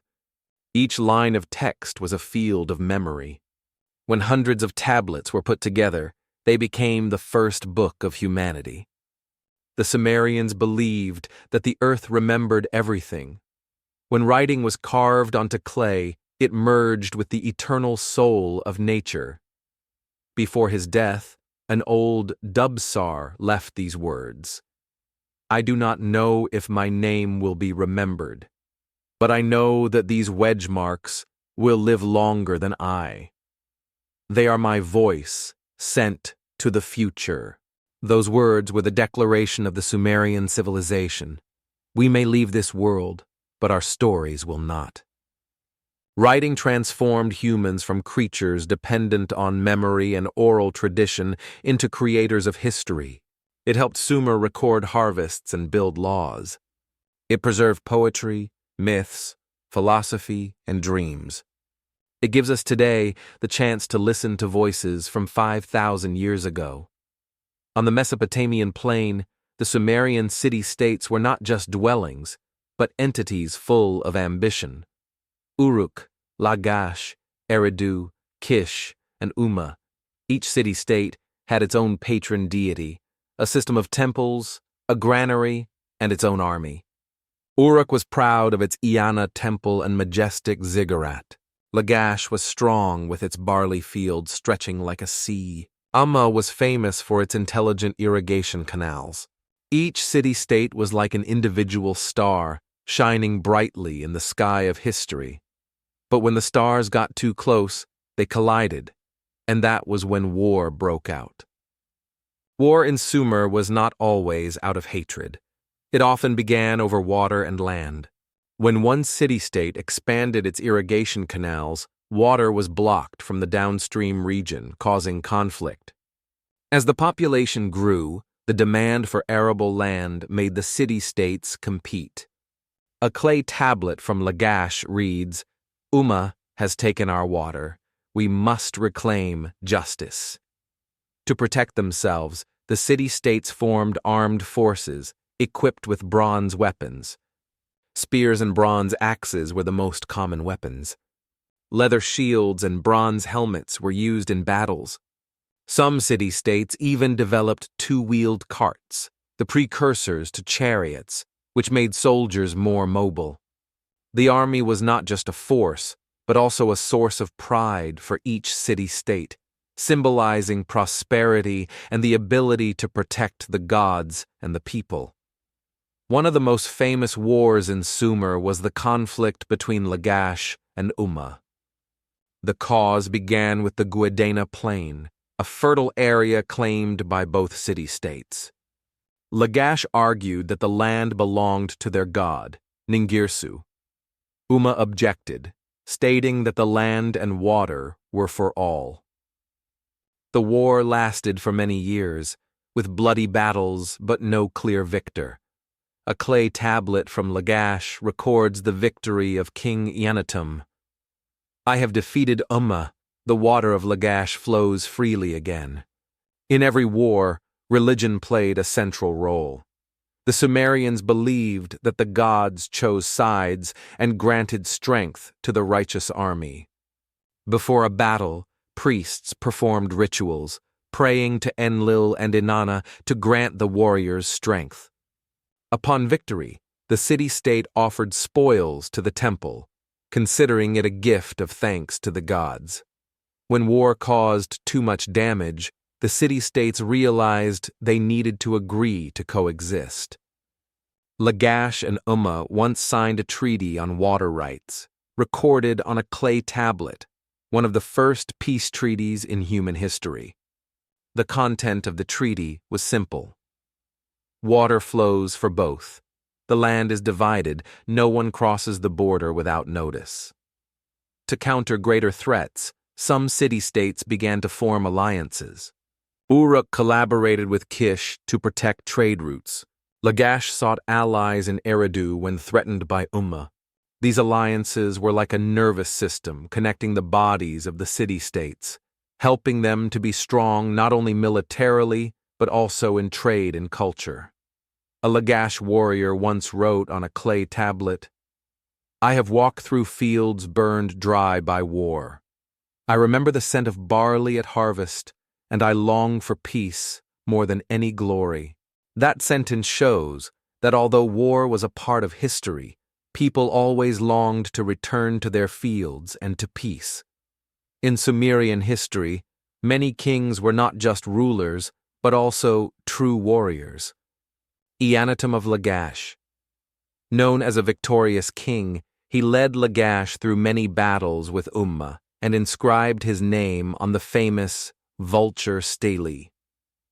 Mesalim of Kish, a skilled diplomat who once acted as an arbiter in the dispute between Lagash and Umma, before war broke out. Lugalza of Umma, an ambitious king who dreamed of unifying the Sumerian city-states and once conquered Uruk. These kings all had one thing in common: they believed in the power of the gods while also understanding military strength. The Vulture Stele is one of the oldest documents on warfare, depicting Eannatum leading the Lagash army to defeat Umma. One side of the stele shows warriors lined up, holding spears and wearing bronze helmets. The other side depicts vultures flying, carrying the heads of the enemy, a symbol of victory. The stele is not just a boast, but a story written in stone, enduring for thousands of years, a reminder that war is an inevitable part of the formation of power. The Sumerian city-states understood the importance of defense. They built thick walls of mud brick around their cities. Moats were dug around the walls to hinder carts and enemy soldiers. City gates were heavily guarded, with soldiers armed with spears and bows. Sumerian tactics often involved an early form of the phalanx.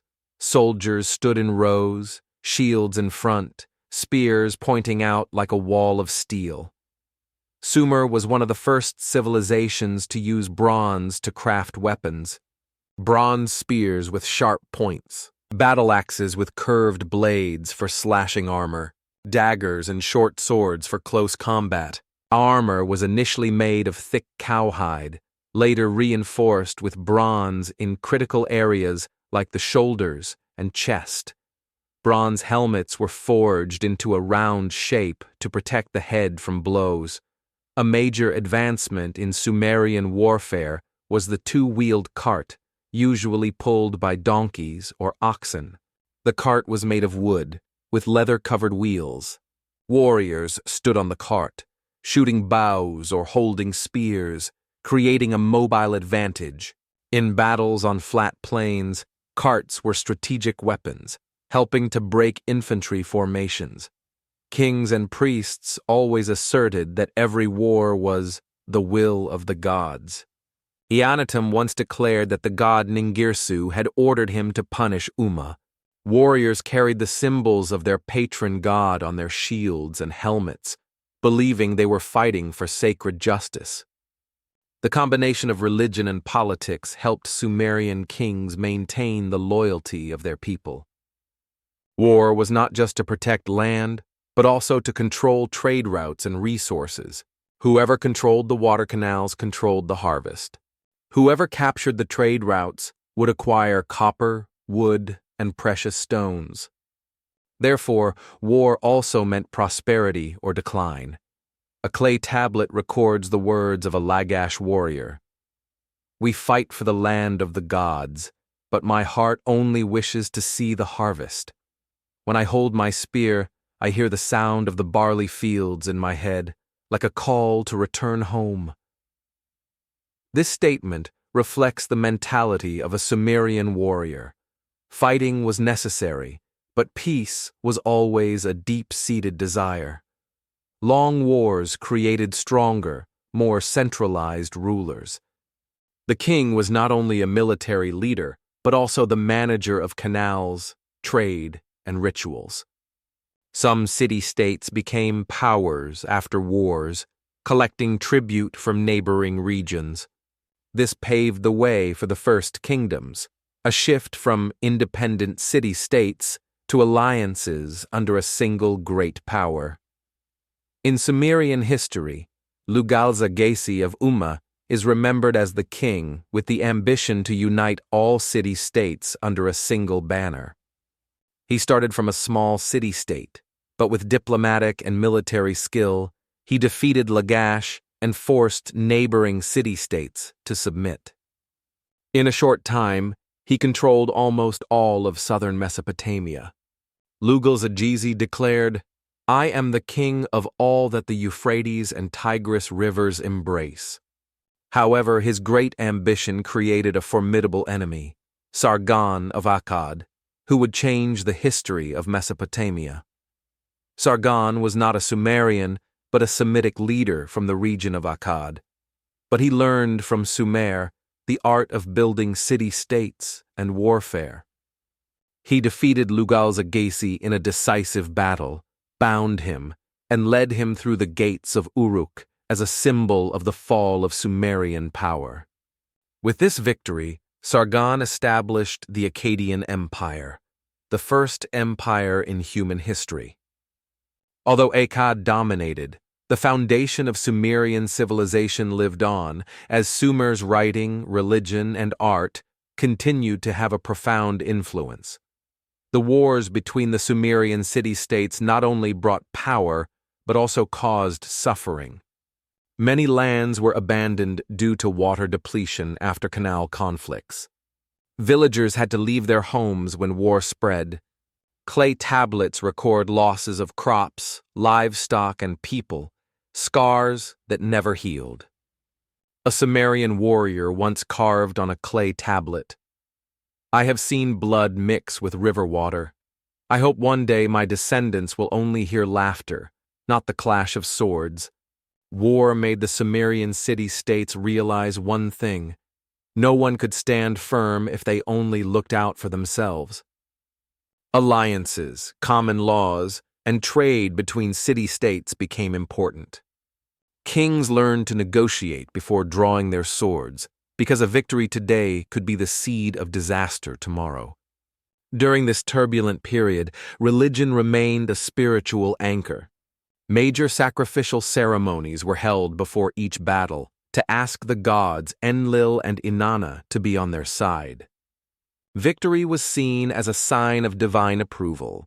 There were even treaties carved in the name of the gods, with the oath, "Whoever breaks this treaty shall be punished by the gods with drought and flood."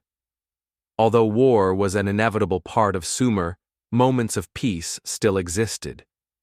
When the harvest season came, wars paused, so that barley and dates could be harvested.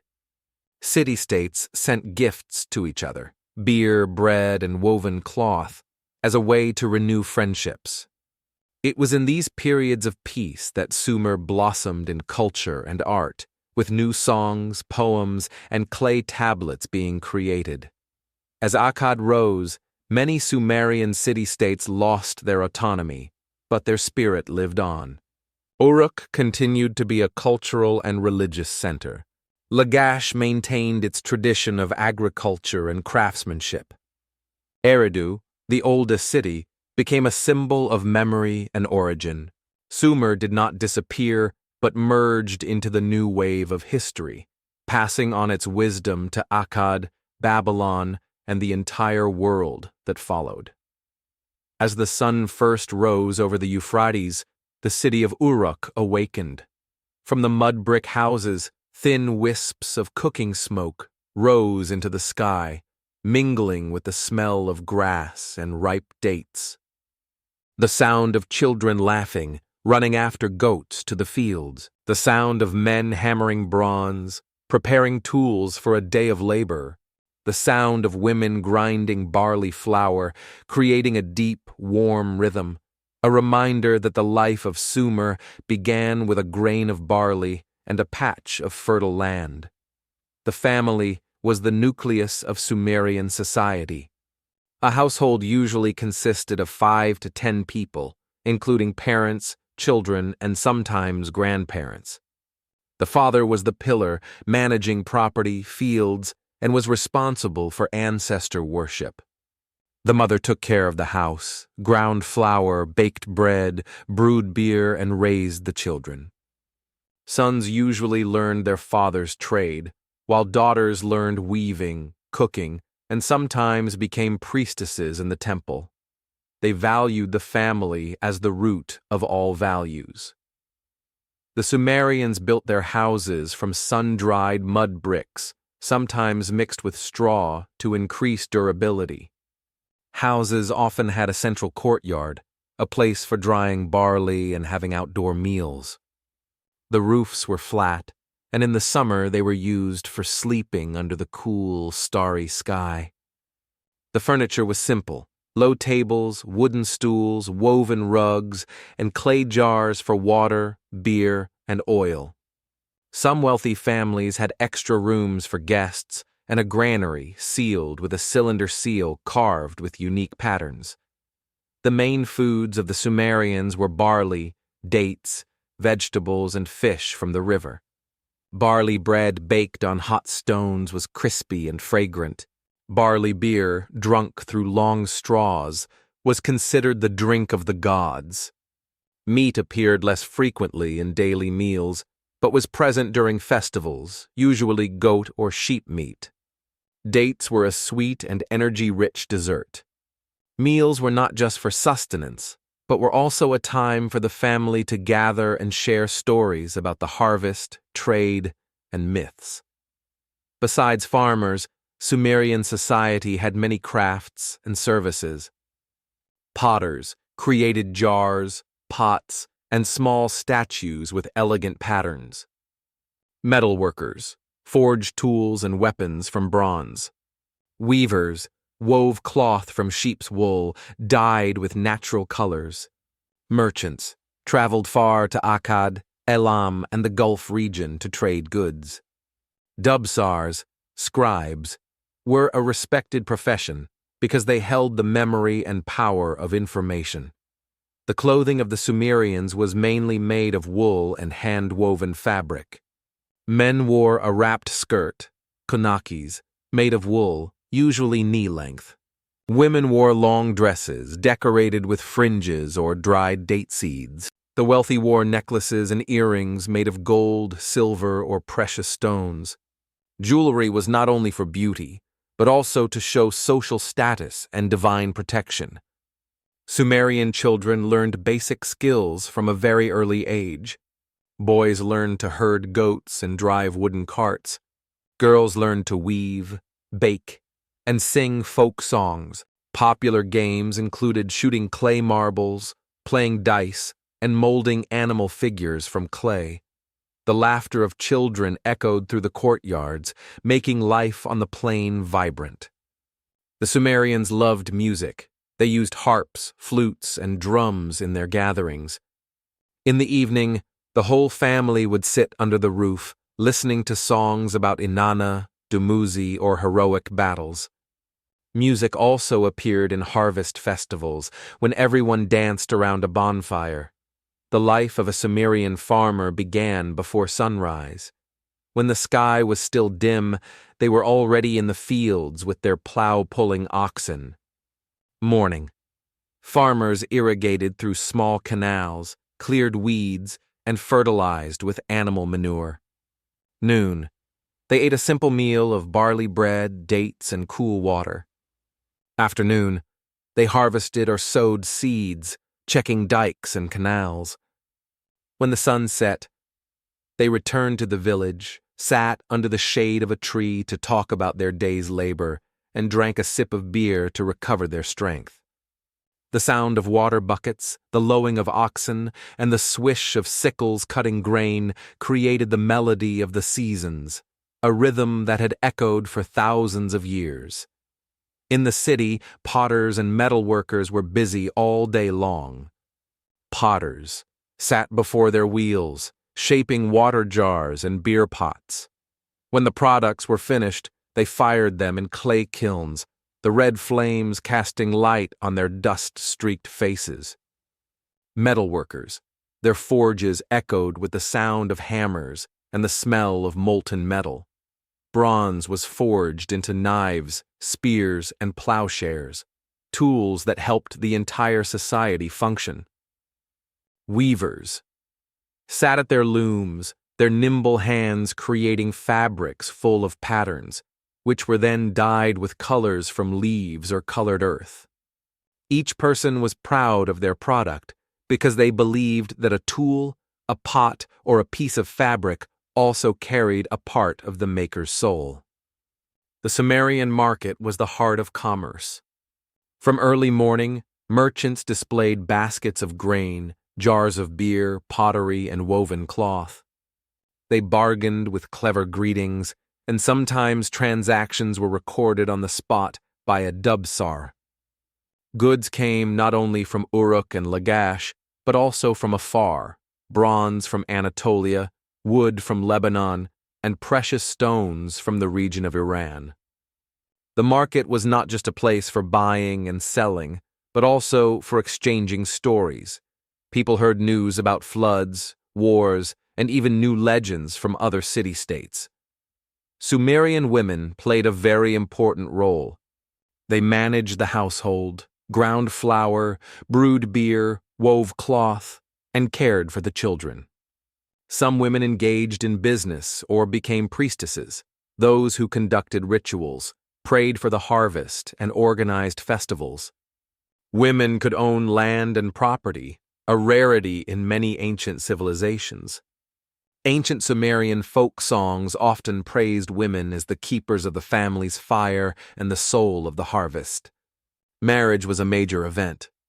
The parents of both sides would meet at the market or temple to negotiate the dowry.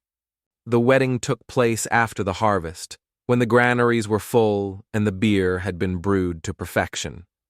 The bride often wore a wreath of barley and dates, while the groom gave her a basket of grain as a promise to care for the harvest. At the wedding feast, everyone ate barley bread, drank beer, and danced all night under the moonlight. The sound of drums and flutes echoed throughout the city like a blessing from the goddess Inanna. The Sumerians loved festivals. The Akidu festival in the spring was the largest, lasting for several days, with rituals of offering gifts, singing, and performing plays that simulated the rebirth of the land. Harvest Festival. People paraded with sheaves of barley, praising Ninhursag and Enlil. Games. Children and adults played ring toss, tug-of-war, or board games with wooden boards and stones. Festivals were not just for entertainment, but were also moments when the entire community bonded as one large family. Sumerian society was divided into several classes: the king and royal family, representatives of the gods; priests and dubsars, keepers of knowledge and rituals; merchants and craftsmen, the backbone of the economy; farmers and laborers who fed the entire community; slaves, usually prisoners of war or people in debt. Despite this stratification, everyone was connected through a common belief in the gods and the harvest. When it grew dark, the oil lamps in the houses were lit. The family gathered together, listening to the elders tell stories of great floods or the legend of Gilgamesh. Children played with small pottery figures or danced around the fire. Outside, the small beer houses bustled with conversation. A Sumerian night was not silent, but echoed with lullabies and the sound of flutes, like a gentle symphony between the earth and its people. Imagine a day in the life of a small family in Uruk. Dawn. The father, Arad, wakes when the sky is still misty. He drinks a sip of weak beer for strength and goes to the fields with his 2 sons. The mother, Ninaya, starts the fire and grinds flour with a stone mill. The steady grinding sound is like a lullaby from the earth. Morning. Arad checks the irrigation canals, guiding water to the fields. His eldest son follows, learning how to regulate the water flow and care for the barley. Ninaya takes goods to the market, a few pottery jars, and a bunch of dates to trade for salt and oil. Noon. The whole family eats a simple lunch by the field: barley bread, onions, and a little grilled fish. Arad rests in the shade of a tree, listening to the wind carry the scent of damp earth. Afternoon. The younger son plays with clay figures and floats leaf boats in the canal. Ninaya and her daughter weave cloth in the courtyard, singing a harvest song as they work. O barley, grow green and lush, give us a harvest that fills the storehouse and our joyful hearts. Sunset. The family returns home. Arad cleans his tools, and Ninaya prepares dinner with bean soup and freshly baked bread. They eat together, talking about the harvest and the stories from the market. Night. The children listen to their father tell the story of Gilgamesh and Enkidu, Nanaya lights an oil lamp, its faint yellow light casting shadows on the walls, making the house feel like a ship on a sea of memory. When it's cool, the whole family sleeps on the roof, gazing at the stars, where they believe the gods are silently watching over them. The Sumerians knew how to use medicinal herbs to treat illnesses. They used mint leaves and tree resin to treat coughs. They used honey to disinfect wounds. They used oil from flax seeds for body massages to relieve pain. The physician, Azu, not only treated diseases but also recited prayers. They believed that illness was caused by gods or evil spirits, so they had to use medicine while also performing purification ceremonies. Besides potters and blacksmiths, there were cylinder seal carvers, master artisans, who created intricate carvings, etching entire stories onto tiny surfaces. The storyteller, Naar, was the soul of the festival. They sang and told tales of the adventures of the goddess Inanna or the victories of King Eannatum, captivating the entire market into silence. When the moon was full, the Uruk night market opened. Beer houses lit oil lamps, the smell of fermenting barley mingling with the fragrance of flowers from the plain. Musicians played the harp, creating a dreamlike atmosphere. Merchants sat together, telling stories of their long journeys, of lands with snowy mountains or golden deserts. The Sumerians saw the night market as a place not just to trade goods, but to exchange memories and dreams. Every family had a small altar with a statue of their patron deity. It could be Inanna, Nana, or Enki. They burned incense from fragrant resin and placed barley bread on it in the morning. Before the sowing season, the whole family knelt before the altar, praying for the gods' blessing so the seeds would sprout. These simple rituals connected people with the gods, helping them feel safe and at peace. The Sumerians believed that dreams were messages from the gods. If they dreamed of clear water, it was a good omen for the harvest. If they dreamed of a flood, it was a warning to repair the dikes and canals immediately. Some priests specialized in dream interpretation. They recorded notable dreams and interpreted them based on dream books passed down through generations. The Sumerians understood the fragility of life. Floods, droughts, and wars could come at any time. Therefore, their philosophy of life was simple and profound. Love your family, tend to your fields, and laugh as much as you can. Don't just live for today, but build for tomorrow, as we build our city walls, so that our descendants will not be forgotten. It was this philosophy that helped them build a resilient civilization, even after thousands of years. As night fell upon the plain, Uruk was like a large lantern. Oil lamps were lit in every house, their warm yellow light like stars fallen to earth. The distant sound of drums from the temple echoed, a reminder that the gods were still listening. A mother's lullaby, a child's chuckle in their sleep, mingled with the sound of the river, all like a symphony of life. The life of the Sumerians was a blend of labor, faith, love, and art. They were not wealthy in the modern sense, but they were rich in humanity and wisdom. They built from the earth, but their stories reached for the sky through writing, temples, and legends. Sumerian civilization originated from clay, a simple yet endlessly creative material. From clay, the Sumerians made bricks for houses, tablets for writing, small statues for worship, and even exquisite decorative objects. For them, art was not separate from life. It was its very breath. Every pottery vase, every small statue carried a story, a prayer, or a dream. The Ziggurat was the greatest architectural achievement of Sumer. Built like a stepped pyramid, the Ziggurat symbolized the sacred mountain where the gods resided.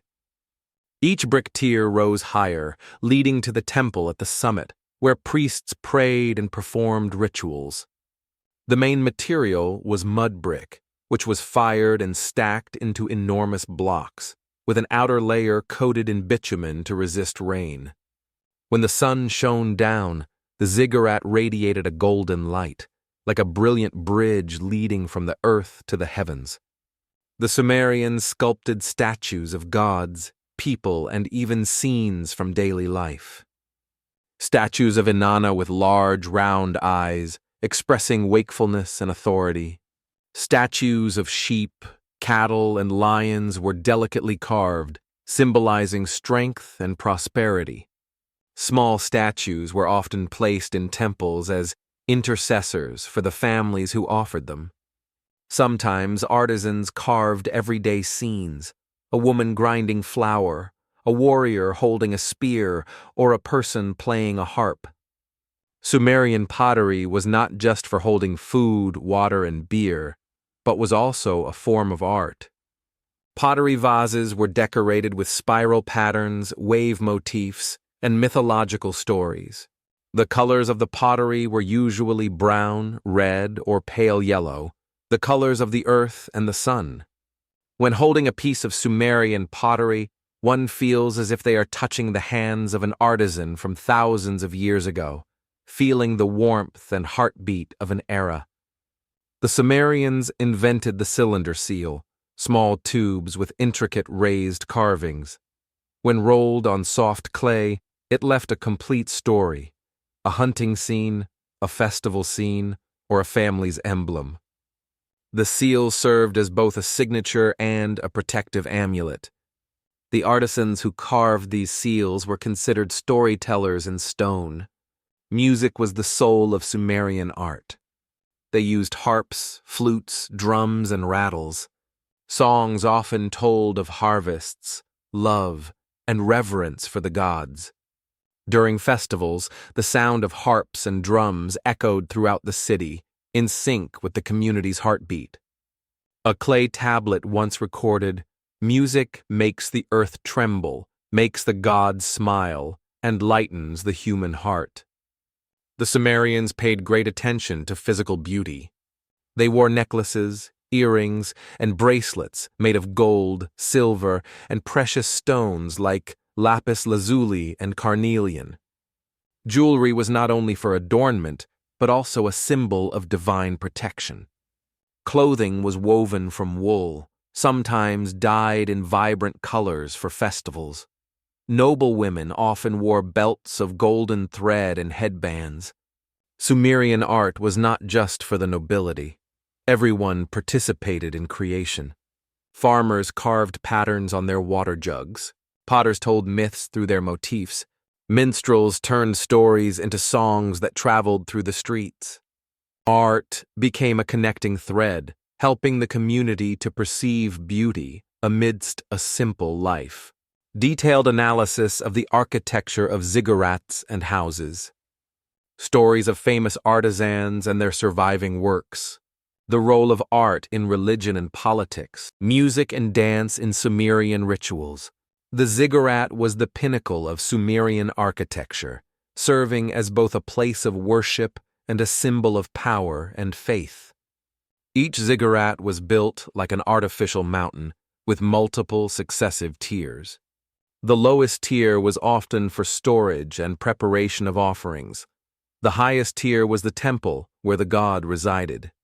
The outer walls were coated with bitumen to resist moisture, and also painted with colors representing the four elements: red, fire, blue, water, white, air, and black, earth. Viewed from a distance, the ziggurat was like a giant spine, connecting the fertile earth with the mysterious sky. Each brick in the ziggurat was stamped with the king's name and a prayer as a way to remember its builder. Sumerian artisans were not just craftsmen. They were people who put their soul into their work. They believed that if a brick was made with love and reverence, the structure would stand for thousands of years. An ancient inscription reads, "We build not just for today, but for the days to come, when our descendants will ask, who created this place? Besides the ziggurat, Sumerian houses also had their own aesthetic. Houses had an inner courtyard, where light and wind circulated, and which also served as a living space. The walls were whitewashed, sometimes decorated with wave or sun patterns. The doorways had simple carvings, often of a lion's or bull's head to ward off evil spirits. Sumerian art was closely tied to religion. Statues of gods were placed in temples for prayer and offerings. Reliefs depicted festival scenes, scenes of gods granting harvests, or scenes of victory. Music and dance were considered forms of spiritual offering. Artisans carved scenes of Inanna riding a lion or Enki holding a stream of water, like vivid mythological paintings on brick walls. Although their names were rarely recorded, some artisans are mentioned on clay tablets. Ilubani, who created a pottery vase carved with 12 scenes of the spring festival, considered a masterpiece of Uruk. Shusuen, a famous cylinder seal carver known for his depiction of Inanna and a blooming barley stalk. Their works were not only beautiful, but also messages honoring life and the harvest. Sumerian kings used art as a tool to express power. Victory steles like the vulture stele were both art and political statements. Palaces were decorated with reliefs depicting the king as a warrior protected by the gods. Art, therefore, was both spiritual and a declaration of strength. In ceremonies, music played the role of a bridge between humans and the gods. Large drums simulated the thunder of Enlil. Harps created sounds like the wind from the barley fields. Priestesses danced in circles, each movement symbolizing the cycle of sowing and harvesting. A clay tablet records, "Music is the word of the earth sent to the sky, and dance is the wind drawn into form." Not just in temples, art appeared everywhere in daily life. On water jugs, people carved images of rivers and fish. On eating bowls, there were images of barley flowers. On house doors, simple patterns told family stories. For the Sumerians, beauty was not luxurious, but was neat, refined, and connected to nature. The Sumerians believed that beauty was harmony. Harmony between earth and sky. Harmony between form and function. Harmony between humans and gods. An artisan once wrote, "Beauty is when a vase both holds water and warms my heart when I look at it." Jewelry in Sumerian civilization was not just for adornment, but was a symbol of status and spiritual belief. Noble women wore necklaces of gold, silver, and precious stones like lapis lazuli and carnelian, imported from distant mountains. Bracelets were carved with images of birds, fish, or barley, symbols of good fortune. Men wore rings and headbands of silver to express power and the protection of the gods. Each piece of jewelry was meticulously crafted, with patterns describing the Sumerian worldview, from rivers and barley fields to the stars in the night sky. The cylinder seal was a characteristic masterpiece of Sumer. They were small in size, but intricately carved with scenes of hunting, festivals, or mythology. When rolled on clay, the seal created a vivid band of images, like a miniature film. Merchants and nobles used the seals as signatures, authenticating goods or contracts. The artisans who made these seals were seen as keepers of memory, because each roll was a story preserved for thousands of years. Sumerian pottery was not just utilitarian, it was a work of art. Water jugs were carved with flowing rivers and swimming fish. Beer pots were painted with festival scenes, harps, and circle dances. Eating bowls were decorated with the image of the sun as a prayer for a sustainable life. When a pottery vessel broke, the Sumerians would often bury the shards under the foundation of their house, as if returning memory to the earth. Music in Sumer was not just for entertainment, but was a bridge to the divine. Large harps were played during Inanna's festivals, creating a feeling like the wind from the high heavens. Flutes and small drums were used at weddings and feasts. Some songs were carved onto clay tablets with notes on the melody, considered the first musical compositions in human history. An ancient inscription says, "When the harp sounds, the gods bow down to listen, and the human heart soars like a bird in the sky." The Sumerians greatly loved the art of storytelling, combining poetry, music, and images. During festivals, a storyteller would stand in the middle of the market, singing about Gilgamesh and Enkidu, or the victories of Eannatum. They used drums and harps for emphasis, making the story lively and memorable. The stories were not just for entertainment, but also taught morals, praised friendship, courage, and humility before the gods. Every statue, every pot, every piece of music from Sumer reflects the relationship between humans and the universe. They believed that earth, water, fire, and wind were the four elements that bound everything together. Art was not meant to show off power, but was a prayer in images and sound. When looking at a Sumerian relief, one sees not just the human form, but the soul of an entire civilization. At sunset, the Ziggurat became magnificent under the golden red light. The sound of drums from the temple echoed far, like the city's heartbeat. People gathered at the foot of the Ziggurat, looking up at the oil lamp on its peak and praying. The Ziggurat was not just an architectural structure, but the highest symbol of art, where all techniques, beliefs, and aesthetics met. The art and architecture of Sumer are the immortal soul of a civilization. The Ziggurat rises like a message from humanity to the blue sky. Pottery, seals, and jewelry tell the story of a simple yet powerful beauty. Music and dance make the memory of Sumer live forever, echoing through millennia.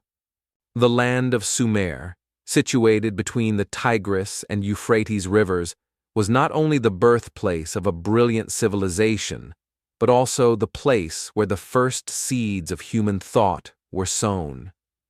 From the silent farmers in the fields, the merchants sailing to the great sea, to the astronomers gazing at the sky, all have created a symphony of the desire to live, create, and touch eternity, from mud to writing and temples. The Sumerians transformed mud bricks into ziggurats that rose as if to touch the blue sky and turned speech into cuneiform script, the foundation of human writing. They not only built houses, but also built memories and stories for the world to remember for thousands of years. Each clay tablet, each cylinder seal, is a piece of their soul, recording their dreams, fears, and hopes. The fusion of intellect and faith. In the eyes of the Sumerians, science and religion were not opposed, but flowed together as one stream. Their astronomy was the language of the gods, their mathematics, the rhythm of the seasons. Law, trade, art, and warfare, all were illuminated by the gaze of the gods. A legacy that endures through time. Although Sumer has turned to dust, its legacy is still present in every breath of modern humanity. The sexagesimal system, the wheel, law, the lunar calendar, all are gifts from that land. The stories of Inanna, Enki, Enlil, and Gilgamesh still echo as a reminder that we are all descendants of the first storytellers. The final whisper from an ancient land. Imagine a quiet night when the wind blows through the ruins of Uruk. Under the moonlight, the old bricks of the Ziggurat seem to be telling a story 1,000 years old. If you listen very closely, you can hear the whisper of the Sumerians. We once lived, we once loved, we once carved our names on the earth and the stars. Remember us so that the story of humanity never ends.